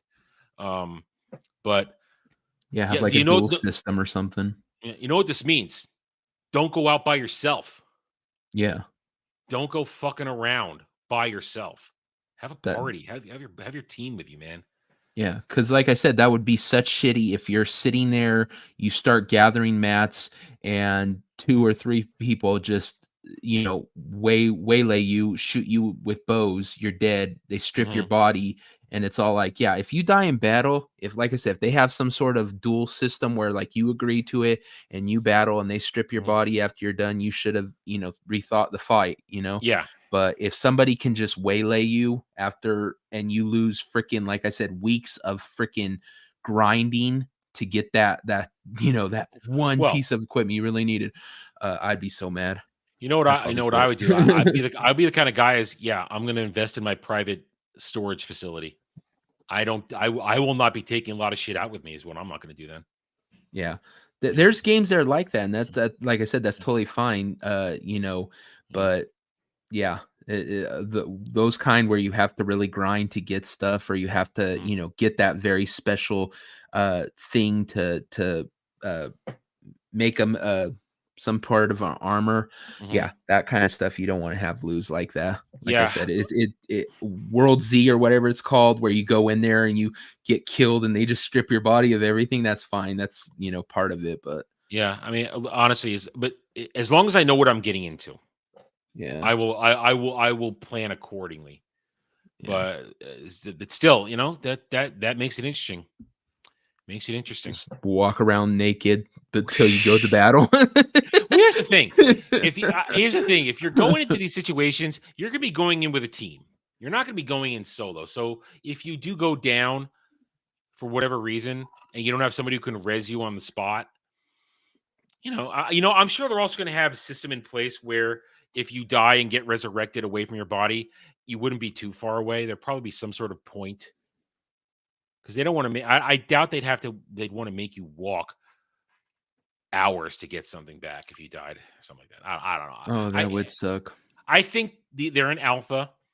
They don't. I'm sure once they test this stuff out, people will give their feedback, and a good dev will listen and adjust accordingly, and not make it a pain in the ass. Yeah, We're not. if they have specific spawn points, it'd just be funny if like every time you're on the server, you just see half naked little dudes running across the thing, going back to their bodies to get their armor and shit. Guys, gotta hope they don't. No flopping dicks anymore. You're in your little loincloth running like, God damn it, don't want it to despawn. Don't want my armor to despawn. oh God, I hope there's not a timer. That would be terrible. Oh, I hate that. Ugh. Yeah. We were not prepared to disclose the whole system. Many items also have durability. I hate durability. Oh, me too. Oh, but I'm used to it. I'm used to it. I mean, every game I've played always has repair bills. I'm used to it, but I hate it. I still hate it. I don't mind like when the repair is that it becomes less like your sword. It starts dealing less damage as it needs to be repaired. I hate when it breaks, because I hate when you're in the middle of battle and all of a sudden it just shatters and you're like, you have to try to find another weapon in the middle of battle. So I get it being less doing less damage, or even making your swing slower, maybe, or something, like there being a purpose to keeping your blade sharp. But yeah, I hate when you can actually say it break right here. your tools. They'll be powerful but fragile weapons you could use to craft and wield, knowing they will eventually break. So they warn you. Have a collection, I guess. Stay tuned as they refine it. You do not talk about Fight Club. This article is not about PvP. Still, it feels like we have to say a word about it. PvP and Pax Day will always be based on consent. Okay, good. Okay, so that means no one's devil that relieves you of your worry. No one's gonna gank you and take your shit. Okay, I'm good with that. Okay. I'm good with it giving me an option. Yeah. I'm fine with PvP if it's consensual. I don't need. Here's the thing. I know some people live for open world PvP. I don't. I like instance PvP where we all know we're going in there to have a competition to see who's the best and kick some ass. That's what I like. Or maybe if a situation where, okay, we're going to siege your freaking fort, but we can't always, I don't know. That's where Warhammer Age of Reckoning fell apart. The open world PvP was broken because one group would just wait till the other group went to bed.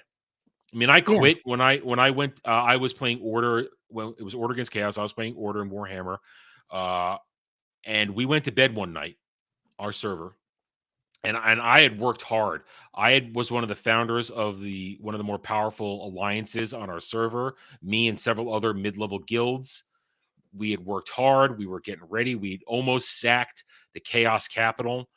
And then one night we all went to bed, and we woke up the next morning to find that the Chaos had sacked Altdorf, our capital, while we were all in bed.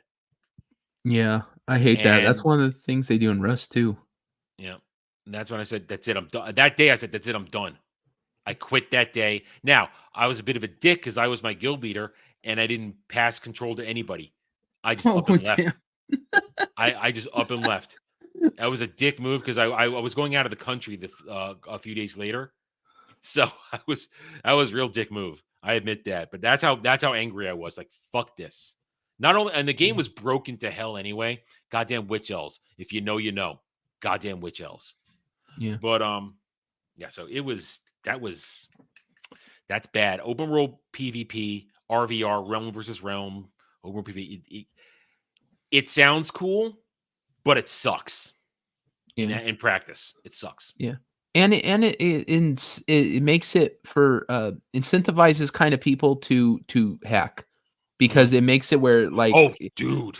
Rust was really bad for that. You would build a base. You and your clan would start gathering stuff, gathering supplies, weapons, everything, and then some asshole would sneak over, listen at your base, because the voice chat was aerial. It was when you're in the area. No. So they would literally hide out next to your base, like in a bush, listen Dude. for you. And the second all your voices cut out, they would go in, blow up your doors, raid you, take everything you have. You all would log on the next day, and your place would be cleaned out. Type thing. It's Yeah. shit. It's complete shit. Yeah. It sounds cool in theory, but in reality, it sucks because some of us go to sleep. Especially in a game like Warhammer Age of Reckoning, where you literally needed player armies to defend citadels and defend towns and the castle.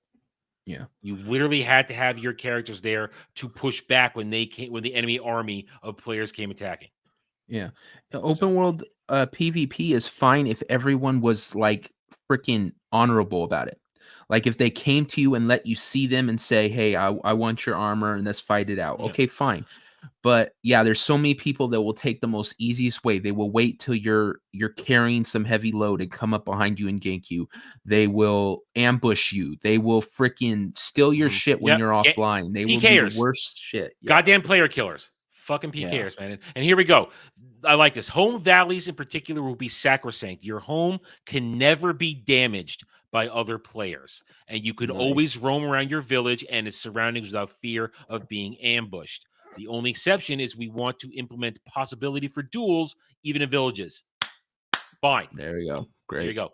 Instead, we want to dedicate specific areas to PvP. We call them contested provinces.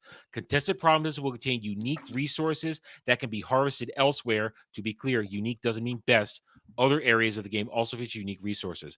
Anybody entering a contested province gets automatically flagged for PvP, a flag that can only be removed by leaving the area. It will be a bit more subtle and complex, but you have the rough idea. We have plenty more ideas for contested provinces and for PvP in general, and we'll definitely want to come back to the whole topic of PvP in more detail. I like that. That means you can play the whole game forever and not need the PvP. Good. I'm good because listen, like I said, PvP for me is an extracurricular activity when I feel like showing my dominance over somebody. When I feel like going and just doing a fight with a team, with my team, and that's the fun part, with your team. When I played Star Wars: The Republic, my team within my guild that I had for PvP, we were at that point where we didn't need to verbally communicate with each other. We knew exactly what we were doing, who was going to do what, how we're going to do it, depending upon what class we were playing, what character we were playing. We knew what we were going to do. It was great. It was fantastic. It was so much fun.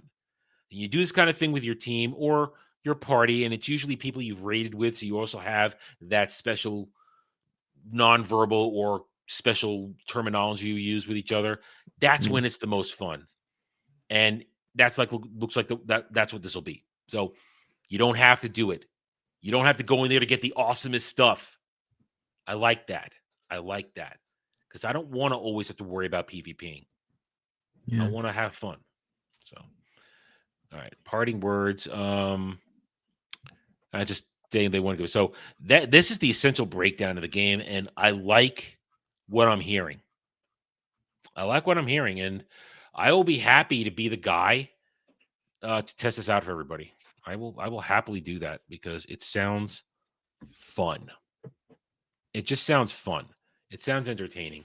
And again, that little part of me that wants an MMO to this sounds like the MMO is going to break the mold if it works, to break us out of what we've been living with for the past 20 years with MMOs now.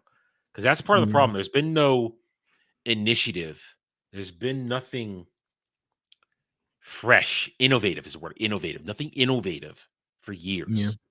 Yeah. That's we've got so many. They've become there's like 20 a year that come out. People play them like crazy for 3 months, and then you don't hear shit about them after that. Yeah. I mean, when I was into Star Wars, I played it for 5 years. I took a little break here and there, but I basically played it from 2010 to 2015. And I've gone back periodically. Same with Final Fantasy 14. I play for long chunks, and then I stop for a while because it comes to that point is I'm paying money to play this, and if I suddenly stop playing it, I'm not going to pay money to play it. So I'm shutting myself down. And also, I do have a history of burnout. I will burn myself out because I play too hard. That's just it's something I know about myself. So I'm very careful when I'm decided to play something. But yeah, so this sounds cool. PAX Day. I want to thank Kale. Kale, I don't think you're here tonight. If you are, you're just listening, not saying anything. But she usually says hello, so we usually know she's here. Thank you, Kale, for bringing this to my attention last night. And I'm going to do that. What does that mean? No, modding is not a thing in MMOs, Legatus. Modding is cheating in an MMO. That's cheating. Yeah, because if you mod a server and you let people know what the mods are ahead of time, that's perfectly fine. But it usually is on your private server or a server you because or like I said, if you put it public, you put in there that on my server this happens. But yeah, if it's a server that everyone uses and stuff, you're not supposed to mod because that gives you an advantage. It gives you a different set of rules. It's hacking essentially. No one likes a hacker. Hackers are cheats. They'll change their speed. They'll change their reaction time for this and that. Their cooldowns. Then it's basically cheating, and that's not cool. It's called PAX Day. Static here. I'll bring it up and I'll share the link for their site in the chat real quick. I'll share it right now. PAX Day, and we will get to see that very soon. And again, they're in alpha. I just applied to alpha, but the alpha was closed for now. They just started their alpha last week, and it'll be going on for another 7 days. We'll see if I get in the next alpha. If I get in the alpha, I will say if I've gotten in, but as I said, there'll probably be an NDA. And since I'm not a big celebrity like Asmongold, I'll have to keep my little mouth shut. I won't be able to talk about it on stream. But yeah, so this looks cool. And again, I've been waiting for something to excite me about an MMO. I'm excited to play 14 again, but that's because there's a class I want to play. And also I need to finish the story and then start the next story. But that's a cyclical thing. This is something that looks like I could sink time into and really build something. And hopefully, bunch of us might play it and we meet other people and we expand and you have fun. You build I know we don't like the word to use community around here because there's, certain ideological annotations, but we'll say fellowship, expand your fellowship, on your group, your nakama. Use the One Piece term. That's what I like to use. So, all right. Wow. We went for like A almost long 2 time hours on that game. Yeah. Hey, but that's what I do love to do on this. I love to nerd out over something. All right, we have the topical news thing, but I want to here's something funny first. Let's look at this. Again, I'm not going to share audio on this because don't need to. It's the visual. All right, Devil. So Devil, you cook. How are you about with these experiences where they cook in front of you at restaurants? You into that? You mean like the Asian ones where it's like they flip the shrimp into their hat and shit? I like what the they just call cooking in that? front of you. I mean, I've never Like- been into that. I don't. Oh, you mean table side, like cooking in front of you? Yeah. Uh, It really went out of style, so you don't really see it that much. I don't mind like when they come to the table to make like the Caesar salad, and do that in front of you. But yeah, I don't need you to come over with like a fucking grill and fucking start throwing shit around in front of me to make my steak. It's like screw that. Just yeah, this bring it guy. out to me. Well, also maybe don't play with fire. Don't play with fire at the table. Oh, oh shit. Oh Don't no. don't Yeah, set the sexy don't girl on do fire. What? don't do it. You're gonna kill Careful. her. Oh No, god. wait. Yeah, Oh what are you doing? my You stupid son of a god! bitch. Look at that. The other chick got on fire. I'll slow it down. Let's slow it down. Look at her. Look at that. Look at her. Oh my God. god. Oh my god. I'm gonna slow it down. How was your trip to Mexico? I was set on fire by a dickhead. Oh my god. Watch this. It's on her dress, and then he pours it. What is he With doing? her hair just goes right He up. just squeezes it on there. Yeah. Look at In her. the- She's on fire. When I was doing cooking classes, you have to be so careful when you fucking light the pan. You put the alcohol in there, you don't fucking splash it in there. You fucking just tip the pan just enough that it sparks up. You flambe that you don't fucking go and throw it You don't because squeeze the bottle and have a yeah. jet of liquid fire, flammable liquid fire out, and you get this poor lady. She's on fire. Yeah, now she's gonna have fucking half of her hair burned off, if not like second or third degree burns, all because this asshole has no idea what he was doing. What a oh god, I'd sue the shit out of them. Oh, I bet they did get the shit shoes out. It was on fucking camera. Freaking Look at hell, that. man. That is just, oh my god. And the People- table's on fire too.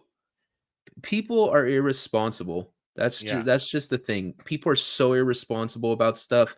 They thought it would look so cool having a little flame shot, a burning shot, and they didn't bother teaching their employees any kind of safety around it.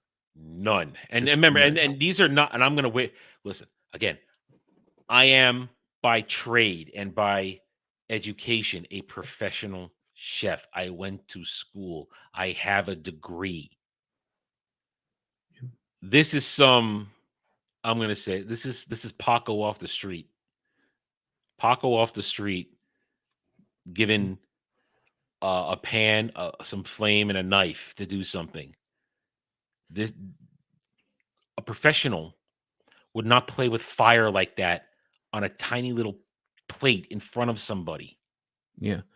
Now, when you went to culinary school, Yeah. I don't know about you, but me, when I was taking my classes, the first 2 weeks was nothing but safety. That was the first thing you had to do when you got into the kitchen. The first thing you had to do was learn knife skills for the safety so you didn't clip your damn fingers off. Sanitary safety to make sure you're not sanitization, cross-contamination. Cross-contamination. It's rampant everywhere. Fire, God. anything to do with flame or heat. Like I said, hot behind. You have to have all these things were the first thing you learned in the kitchen because a kitchen can be so dangerous. You're dealing with fire, you're dealing with knives, blades, exactly. All different things. So that's the first thing you learn when you're in any kind of kitchen situation is the safety aspect before you even start touching food.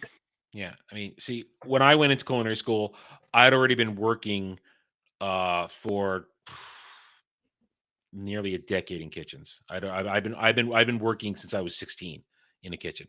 So I was taught knife skills long before I went into the school. For people who didn't know though, there were knife drills constantly. You had to go home, you had to do it right, you had to come back with your homework, things cut up. For me, it was a pain in the ass because I'm not very good at uniform cutting. I'm very we call it rustica where I come from. Like very angles. I like different shapes, but they teach you uniform cutting, so you have even cooking, but whatever. So yeah, we went through that. You have all the training. The first module was learning to be in the kitchen, and then beyond that, some of us again we'd already been working in the world of culinary arts, so we were not. It was redundant for some of us, but some people needed to learn it from the ground up. They didn't have knife skills. They didn't know how to hold anything. And they would, when they started working in the culinary school, there's some people who've never done before. See, I already had the callus on my index finger. I mean, it's degraded. I mean, it's still sort of there. But for when I was working in the culinary school, like right here at the base of my index finger, this thing was rock hard, the base of my finger. Because when you first learn your knife skills, when you're doing it seriously, they don't teach you to hold the handle of the knife. You're supposed to choke up and hold the blade. Yeah, you pinch the blade. Yeah.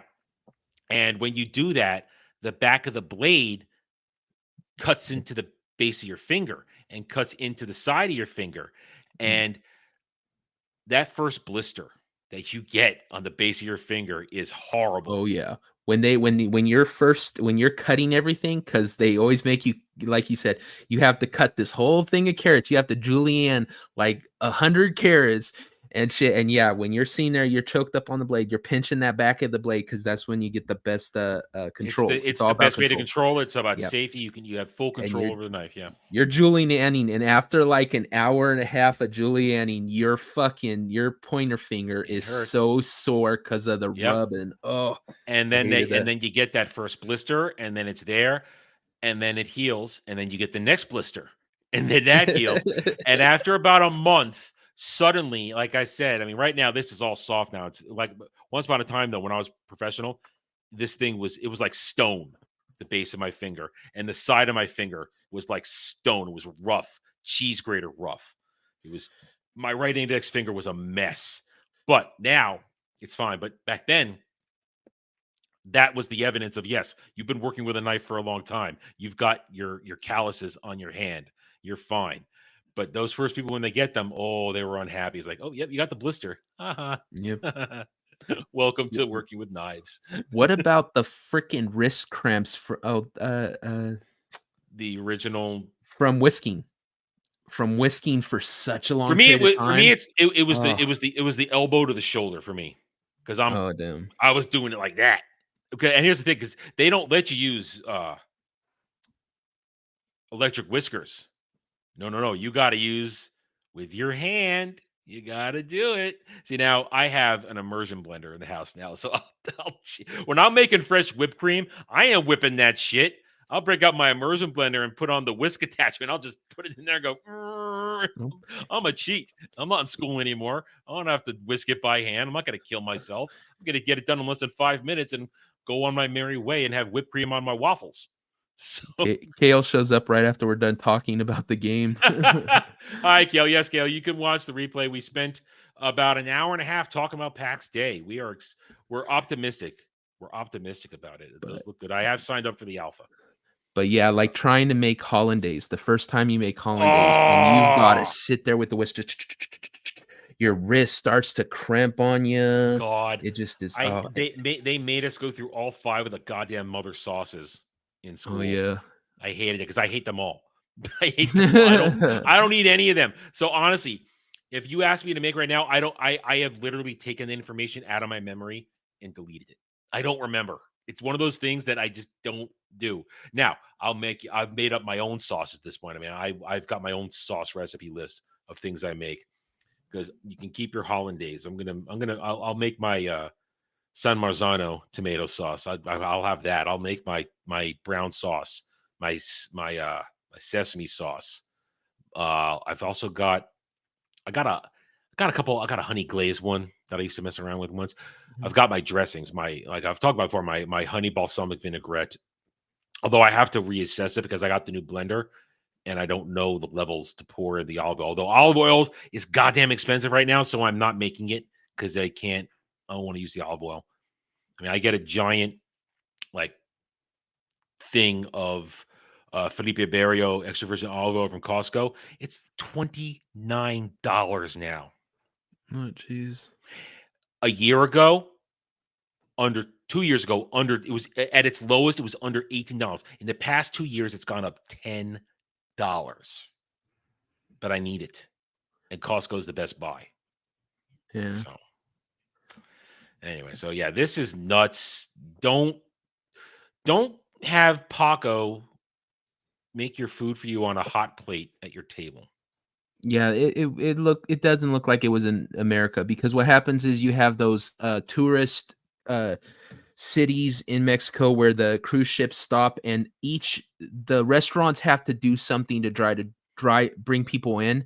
So they Mhm. try to do stuff that is kind of like flashy and Yeah. stuff. So they'll do fire shots and they'll do stuff like that. And since it is that kind of an area, they don't really have as much regulation with it. Also, the bars encourage kind of crazy stuff like that because it makes so exciting. So yeah, probably what happened was it was probably some girls down there on a stopover from the Mhm. cruise ship, and they're all like, let's go to this bar, and like I said, they tamed the guy Hey, you paid to for it now, yeah didn't you, honey? yeah. Yeah, yeah. I went to Mexico and all I got was half my face burned off. Yeah. All I got were these third-degree burns. Yeah, yeah. Anyway, all right. So this broke right before we went to stream. Let's get into this now. Did you see the breaking news about Lex Luthor for Superman Legacy? Did you see that before we went on? They've cast Lex Luthor. No, I was looking at some stuff, but I didn't see anything about Lex Luthor. Yeah, I mean this is video Is it tomorrow. bad? Oh, it's not good. Nicholas Holt, Oh as Lex Luthor. damn it! The guy who played Beast in X-Men First Class and all that stuff is your Lex Luthor. I don't know. It's not the worst, but it's definitely not the best. I'm sorry. I've seen this dude in a couple movies and stuff. This dude doesn't have the screen presence to be Lex Luthor. I mean, let's look at the Lex Luthors we've had. Hackman did it his own way, and he's Gene freaking Hackman. Yeah. Gene Hackman. We love Gene Hackman. Had what's his name? The guy who's the kitty diddler. Forgot his name. Oh, you mean what? Oh, from Game of Cards or whatever. House of Cards. House of Cards. Yeah. I suddenly forget his name. I've deleted it from my memory. He's been out for so long from the acting game that I have totally forgot. What's his frickin' name? I suddenly forgot it too. I've because of what he is now. It's one of the things I purposely removed it because he's not a part of a conversation anymore you want to have. Spacey, thank you, Jay. Spacey, yeah. Spacey.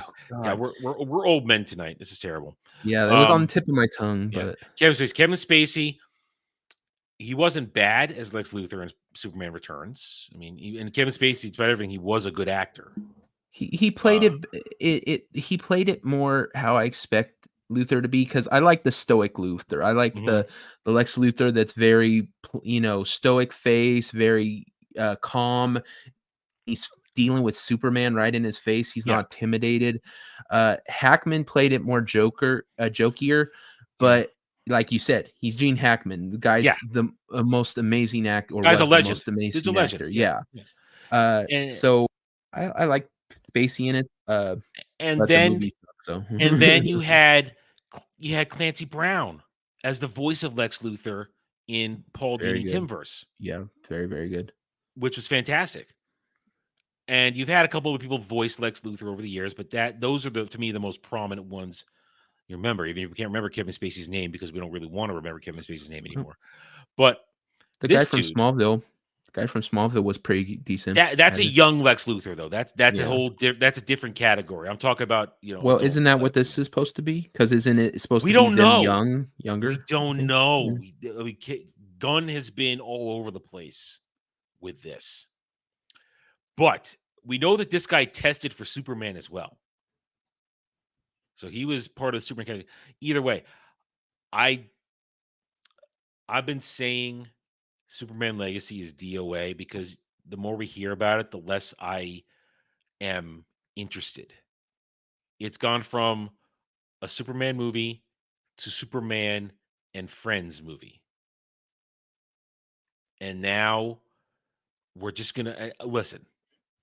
If you cast the right person, great, Lex Luthor. But why are we doing Lex Luthor again?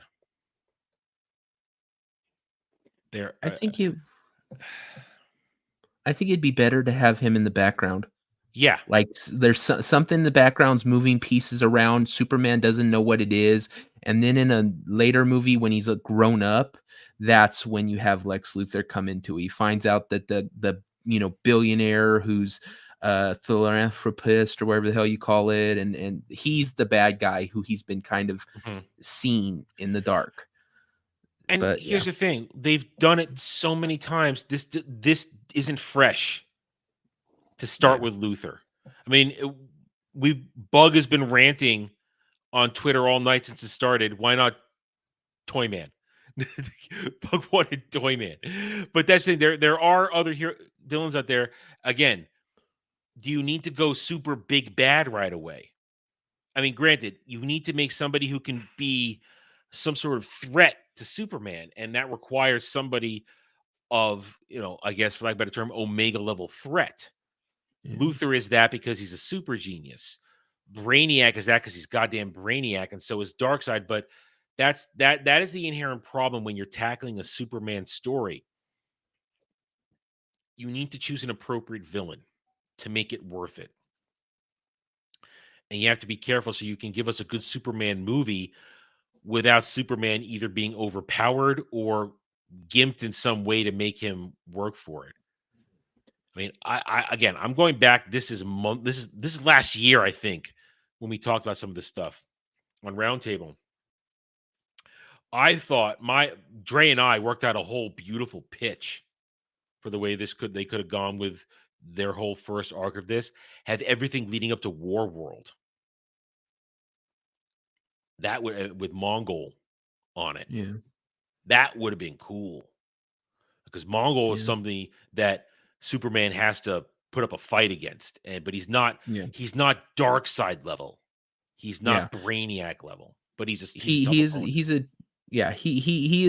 super strong and stuff. But yeah, you're exactly right. He's a formidable opponent, but he's not Darkseid. Yeah, you don't want to go Darkseid right off the bat, I would say. Yeah, especially if you do War World, which means you can implement a little bit of Red Sun tactics and not have Superman being juiced by UV rays. I mean, there's a lot of ways you could do it, which would be a legitimate story arc. But no, we're going Lex Luthor again, and we're going with a guy who is not a bad actor, but he doesn't have, in my opinion, at this time, from my experience with him, the presence to be Lex Luthor. Yeah, and I think that I would rather have them have an older actor. I know that they're supposed to be young, but have Superman young. Lex was always a couple years older than Superman. I Mhm. thought the character He was was older. always And So there was an arc Mhm. during the death of Superman. Lex actually transferred his mind to a younger body and claimed to be the son of Lex Luthor, but it was really Lex Luthor just in a young virile body with a mane of red hair and a beard. I Yeah. remember it when I was reading it. So, Yeah, I'd rather have him have an older actor and yeah. play that, but I don't know. But I guess they're probably going just like they did in the Snyderverse, where he's supposed to be like a billionaire. He's like, oh, God, young hip dude. I hated Ugh, that yeah. version. Oh, me too. God, I I hate him hate so that. bad. And I hate that actor too. That dude's such a fucking spaz. Yeah, he didn't I look hate that nothing guy. like the character. No, Didn't feel like Lex Luthor. Felt like no. some smarmy. Oh God, I Yeah. hated it. I hate it. So James Gunn has found his Lex Luthor, and again, this movie has me not excited. It's a ensemble movie, which is what it shouldn't be. I mean, here we go. With actors strike over, Gunn has been busy filling out his cast. He confirmed Maria Gabriela de Faria, Gesundheit, has recently cast another villain, the Engineer. I don't even know what that is. Do you know what the Engineer is? I don't know that one. I'm not familiar Sounds with that familiar, one. but no, not off the top of my Yeah. head. On the superhero side, Superman will be backed by Nathan Fillion as Guy Gardner, Green Lantern, Hawkgirl, and Mr. Terrific and Metamorpho. That is an odd ass combination of mostly B-level heroes. I mean, Guy Yeah. Gardner, he's a Green Lantern, so he's in the A rank, but I mean, Hawkgirl could also be A rank, but it depends on what version of Hawkgirl you're really using. Are we reincarnated Hawkgirl, or is it, Alien Hawk Girl. Thanagarian Hawkgirl come to Earth? Yeah, that's the thing is that is such a weird kind of grouping. And Metamorpho has to go villain first before hero. If you're gonna do that, I don't. It's a weird combination. And then, as I said, that's the problem. Also, you're turning Superman into an ensemble hero movie, and not even Justice League. This is the Superman of the B team, and Superman doesn't need help from the B team. He's Superman. I love Nathan Fillion. Like literally, he is such an amazing actor. Completely underrated for how good of an actor he is. But I don't see him as Guy Gardner. It doesn't feel He's right too to me. old. Yeah, He's too old. yeah. I mean, maybe if it was 15, 20 years ago, 10 I'd years say, ago, yeah, I'd be fine. but 10 years ago, Hal Jordan. Nathan Fillion, 10 years ago, Hal Jordan. I could believe because he has the wit to be Hal Jordan. yeah, he like I said, completely underrated actor, amazing Yeah. actor. I just Yeah. don't like him for Guy Gardner. Yeah. Legatus, when I say Guy Gardner, I mean Green Lanterns are A-level heroes because they're Green Yeah. freaking Lanterns. Out of all of them, I'd say Guy Gardner's probably the lowest one, to be honest. Yeah. I'm not a fan of Guy Gardner. I'm not a fan of Guy. I'd go with Kyle Rayner before Guy Gardner. Yeah. And that's why I have the least experience with Kyle Rayner. But I'm not. Of course, if I had my druthers, Hal Jordan or Jon Stewart. But we know we're getting Hal Jordan and Jon Stewart in the TV show they're putting out after this. Yeah, it's like supposed to be like what True Detective, but Something like it's that. like but Yeah. Green Lantern And version. yet centered on Earth. And here's again, Dre and I pitched this to each other during a roundtable last year. We said the Green Lantern show should have been Jon Stewart and Hal Jordan going around the galaxy or their sector, chasing down the reports of people disappearing, entire civilizations going away, leading up to them finding out that it's been War World kidnapping people. And then at the end you fade out and you see War World and just say War World is coming. And that's a Justice League level threat. But no, or at least a world's finest. I mean, this whole thing, the whole gun universe, the whole gunverse, whole DCU, the plan is just, what are you doing?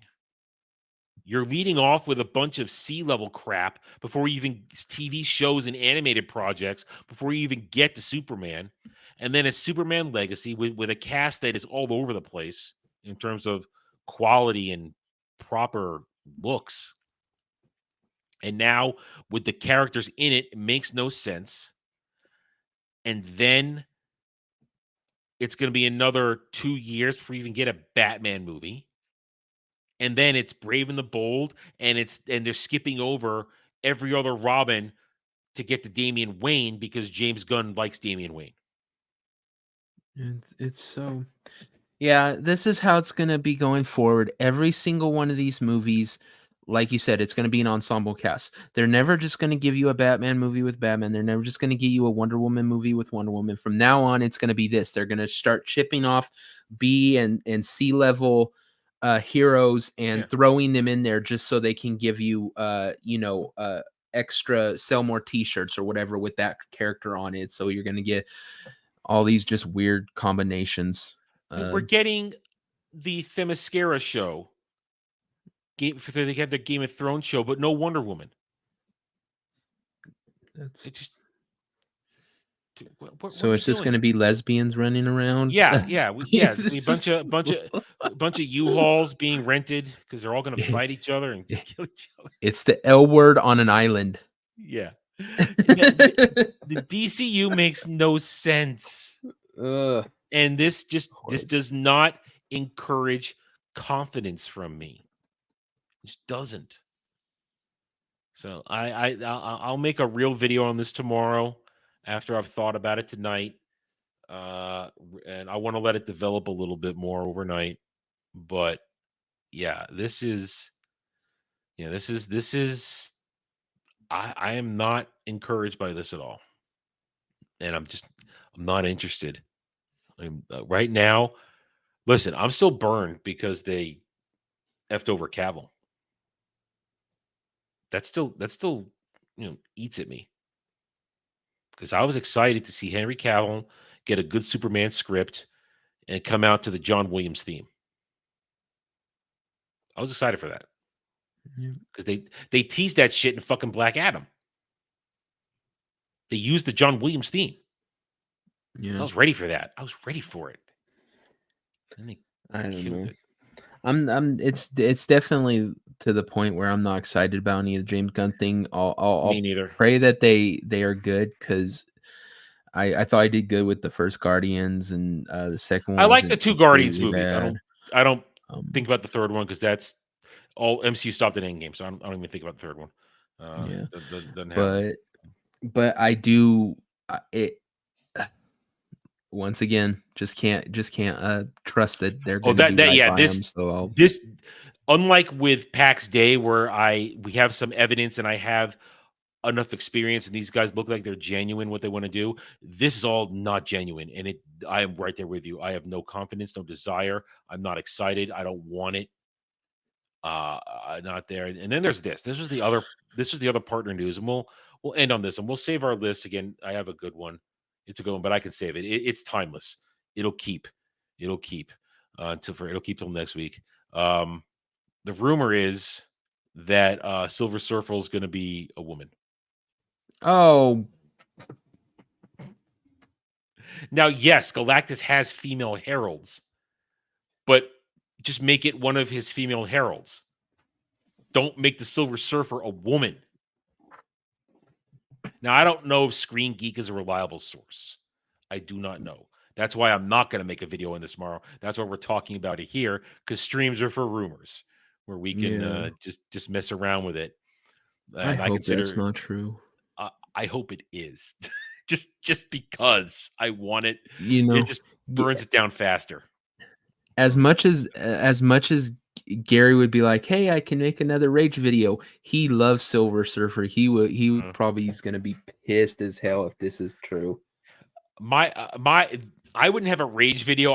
Mine would be a video of just the absurdity of it. That first we had Silver Surfer. Last time we had Silver Surfer, he was voiced by, I believe, Lawrence Fishburne. I believe Lawrence Fishburne was the voice in Rise of Silver Surfer, which is this is the image from.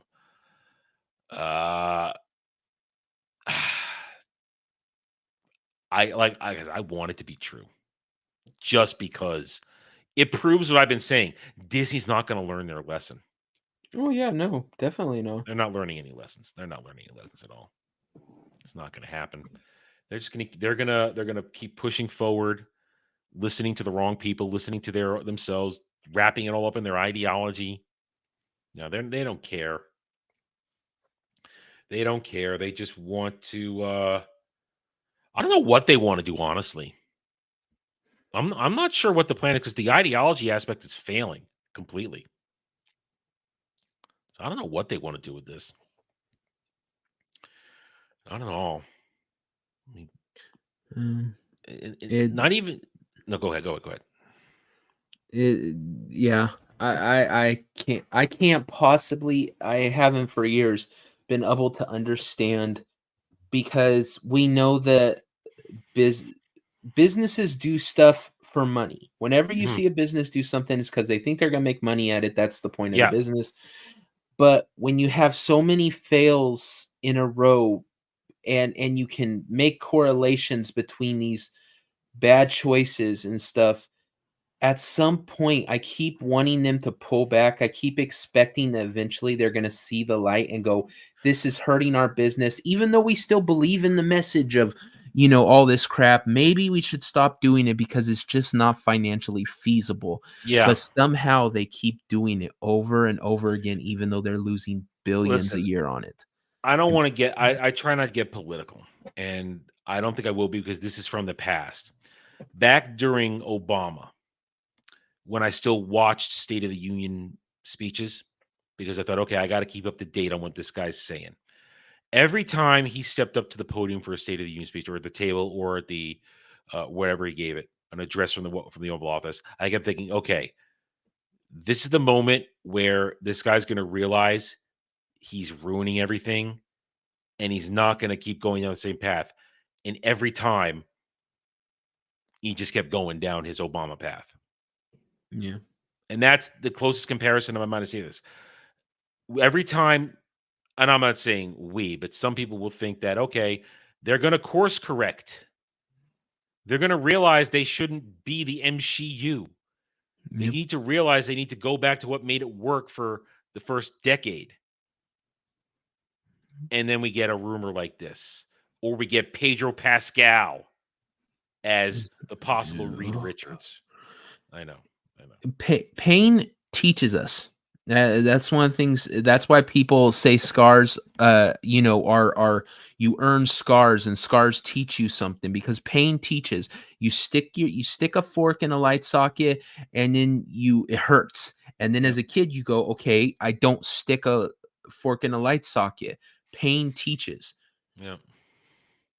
But here's somehow it doesn't teach them. Yeah, I mean, you know what? It has to do with a lot of that invisible money we don't see, that ESG money, that BlackRock money.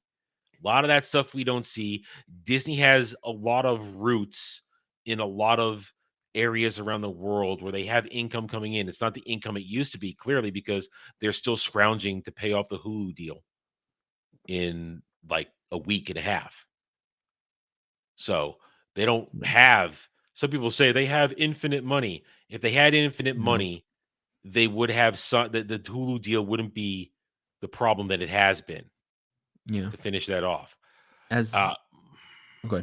No. It's fine. As a business, you always have to be fluid and adjust for what's needed. If you start up a restaurant and you say, okay, I'm going to serve tacos, and then after 6 months, no one's buying your damn tacos, maybe it's time to look at your menu and change shit up. Yeah. Maybe it's time to reevaluate what this area needs and what food they're looking for. Yeah. Otherwise, close the doors and shut that shit down, because you're just wasting time and money at that point. You're just pushing off the inevitable. If these studios that keep doing this crap aren't willing to adjust, just die, and then let another studio rise in the ashes. Because there's a lot of independent studios or small studios who would love to get a hold of maybe an opportunity to become a more prominent studio. And if Warner Brothers, if all these other studios that keep doing this, Paramount, all fade away, it leaves a space for other studios to rise and hopefully make good content again. But here's the problem with that. In this era where they have been extremely ineffective in enforcing antitrust laws, all these failing companies just merge with another failing company and get bigger. Yeah, that's Disney gobbles everything up. Paramount merged with CBS Viacom years ago. Warner Brothers merged with Discovery, and now Warner Discovery. Amazon they gobbled up MGM. That was something that really hurt me when they gobbled up MGM.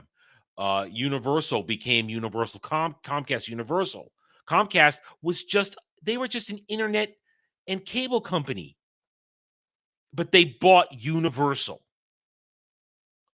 So these companies, they don't just go away; they they absorb each other. When clearly, I mean, when Disney started buying everything up, when they bought Fox, when they bought Pixar, when they bought Lucasfilm, when they bought Marvel Studios from Paramount, or bought the rights from Paramount, made everything. That's 4 major companies.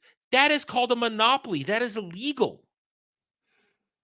Well, It should not have been allowed to happen. Aren't you excited that in like 10 years we're going to have BlackRock Studio, and it's literally going to encompass probably all of them? Wow. I'd never even thought of that. That's a dark ass thought, Devil. Good Lord. Man, you are the devil. Jesus Christ. BlackRock Studio. Oh God, there's something you just gotta hope just something happens and it goes away. Some act of God. Make it go. Maybe the asteroid comes and just hits BlackRock. BlackRock's like Hydra, man. It could hit it. It ain't gonna kill it. God, yeah.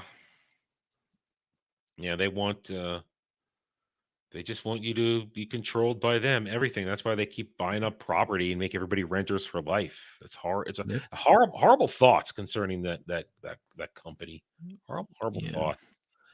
But yeah, that's why Disney has been able to do this. They got all that BlackRock, all that ESG money, and they were allowed to keep pushing. And also the parks sustained them for a long time. But that's not happening anymore. And they are now 4 years in on making no money on any media project. Nothing they do makes money. I mean, my one of my other videos tomorrow, Wish happens next week. Oh boy. God.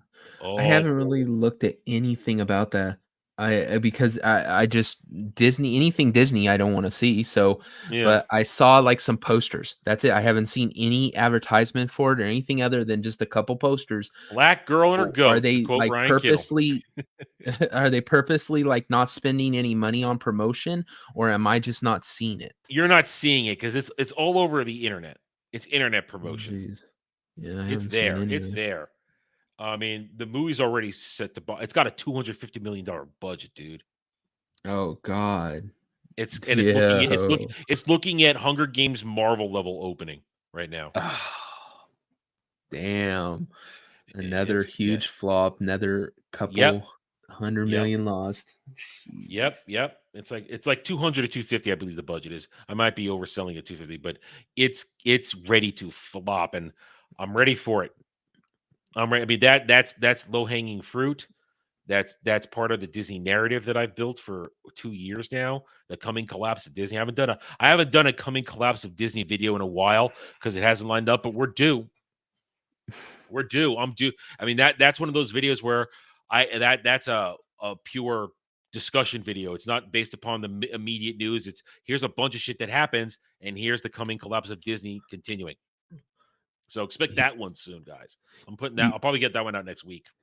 You wanna my prediction? Go for it.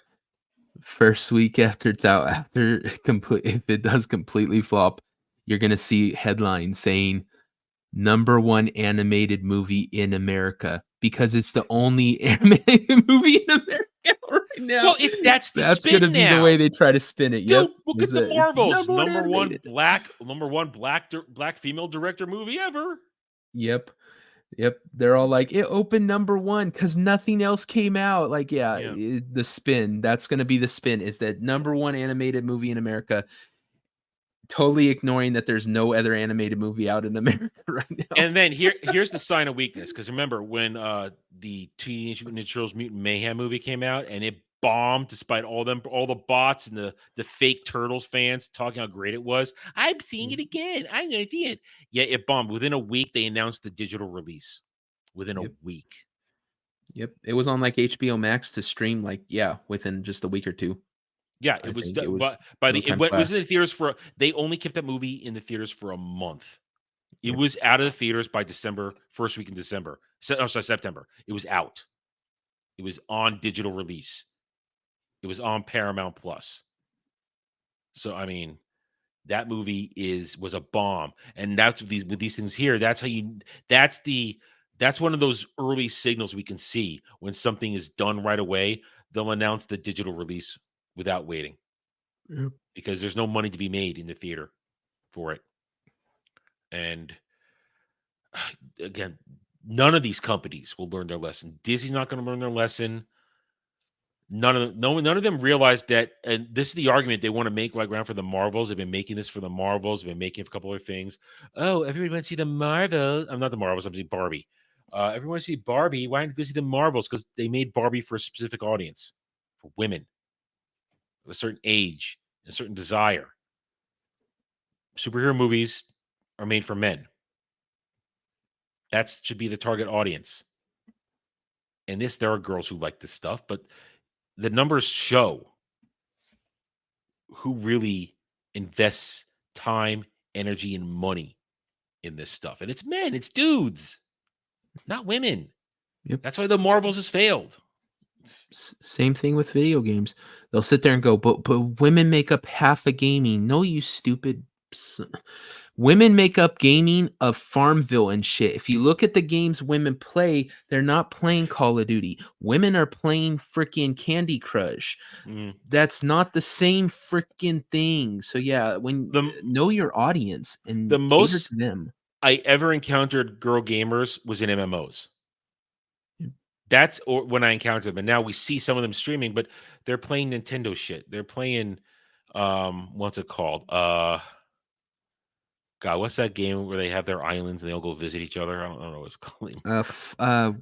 Animal Crossing. Animal Crossing. That's it. Animal Crossing. Yeah, they play Animal Crossing. Yeah. I mean, there's girls that play the shooters and stuff. Blabs plays shooters and stuff, but it's still only like maybe 15%. You would think. It's a fraction. It's male dominated audience, male dominated consumer base. Yeah. It is what it is. Listen, I am a writer. I work with words because I like the flexibility of words. I like the ability to not be locked in. I like the craft phrases of that. But I respect math. I'm not the best at it, but I respect it. I don't always like it because it only gives you a right or a wrong answer. But in this case, all you need is the right or wrong answer, what the numbers tell you. And the numbers tell us dudes do this, chicks do that. And that's how it works. So it's always going to work. And the percentages don't lie. It's the way it is. It's the way it is. And again, they're like you said, they're all girl gamers, but they are a significantly smaller percentage, and they tend to drift towards certain genres within games that dudes generally don't play. And the ones that do play the other stuff that we play, again, it's a very small percentage. My Star Wars guild, we had girl players. I've mentioned one of them, my friend Yass, and a couple others, her mother-in-law, and a few others there. But I could count on one hand the major ones who joined us in raiding that were girls. And other hands, how many were dudes? That's firsthand experience. Yes, there are girl gamers, but they are significantly smaller in percentages when they do it. Fact of life. Making the Force female, making all this shit female. It's proven not to work. And here we are. This is it. They're not going to learn it. They're never going to learn the lesson. Never going to learn it. And let it burn. Let it burn. Somebody will buy Star Wars one day, Lucasfilm, and I'll be happy. And I'll say I told you so to everybody that said no, it's not going to happen. So I was right. All right, let me see. Now we're 2.5 hours in. That's good. For just the two of us, that's pretty damn good. I'll save our top 8, or I'll tease it, Devil. I'll tease it. We'll do this one next week. 8 things the Rings of Power did better than Peter Jackson's Lord of the Rings trilogy. You see, I want a couple more people here for that one. I want a full panel for that one. Yeah, these other Sam here next week. Yeah. All right. No, we'll do one more thing. You know what? No. Actually, you know what? I will save this one too. Let's just say, Germ. He's never going to finish. Wins a winner. What a surprise! What a surprise! I want more. I want more. Game of Thrones people on here because I'm not a Game of Thrones guy. I will be reviewing season 2 of House of the Dragon, but that's because I made a deal to do it with some other people. I will do it as the neutral observer who doesn't care, who doesn't have a horse in the race. It will be the completely neutral perspective. I don't care if it wins or loses as a show or story. So that's going to be my take when I give it. And all right, so wait, Alex Vegas question for me. If I wrote Man of Steel, would I put Flash in it just to help Superman face Zod and Fiora, or just keep him so-Phil? Solo. I would keep Kal-El solo. I keep Clark solo because I want to see Clark overcome it. I don't want to see him get a bailout from somebody else. And Superman is one of those things. He doesn't need any help. He's Superman. Yeah. What the only thing that can really affect him is one, either a massive level power like Doomsday or Darkseid, Yeah. or Kryptonite. Kryptonite. Otherwise, he's got it handled. What does he need help with? And the thing, and the great thing is, and again, I love it in Paul Dini Timverse, that final moment in Justice League where he gives his speech to Darkseid. I live in a world of cardboard, always holding back, always afraid that I'm gonna push it too far, that somebody's gonna get hurt. But you, big guy, you can take it. I have a rare moment now where I can go all out and give everything I have. Superman is always holding back. Yep. He's always holding back. Even against other Kryptonians, he's holding back. And that's Superman. That's part of the story. So no, I wouldn't want to see him get help unless it's a world's finest movie. If it's him and Batman, that's different. That's world's finest. That's a story crafted where they need to work together. But I don't want to see Flash jump there. I don't want to see a rando Flash. I don't want to see anybody else. If it was Superman against Fiora, Zod, I would want him to face him on his own, to figure out how to deal with it. Yep. I would want that, because that would be the entertaining part of it. How is he going to do this? How is he going to do it? That's the story. That's entertaining. All right, then. Let's bring it to a close. All right, Devil. Thanks for joining me tonight. No problem. Yeah, and remember, guys, if you guys had a good time tonight, hit that like button while the stream is still public. I would appreciate it. If you're new here, if you're watching one of my streams for the first time, subscribe to the channel. Subscribe to Devil. Link in the description below. Beelzehub, where you will catch Devil being entertaining, either with Get Ranked or Beelzepub after Ballbusters every Friday. Where that's a good time. I've only been up for live one of those, and that was after that debacle with Dermy 2 weeks ago, where I just couldn't go to sleep, so I was wide awake. But yeah, Beelzepub's a good time. It's like this show, except a little less nerdy, more just hanging out with the guys. But it's a fun one. And so subscribe to Devil. Subscribe right here. Help us grow. Right now, some of the best things you guys can do is just spread the good word. Let people know we're here. Share the channel. Subscribe. Leave comments. Hit like buttons. All that jazz to let the algorithm know and let people know that we're here doing good stuff.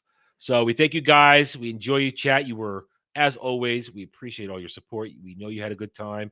And will you see you guys next week? So until then, take it easy. Have a good night or day wherever you may be.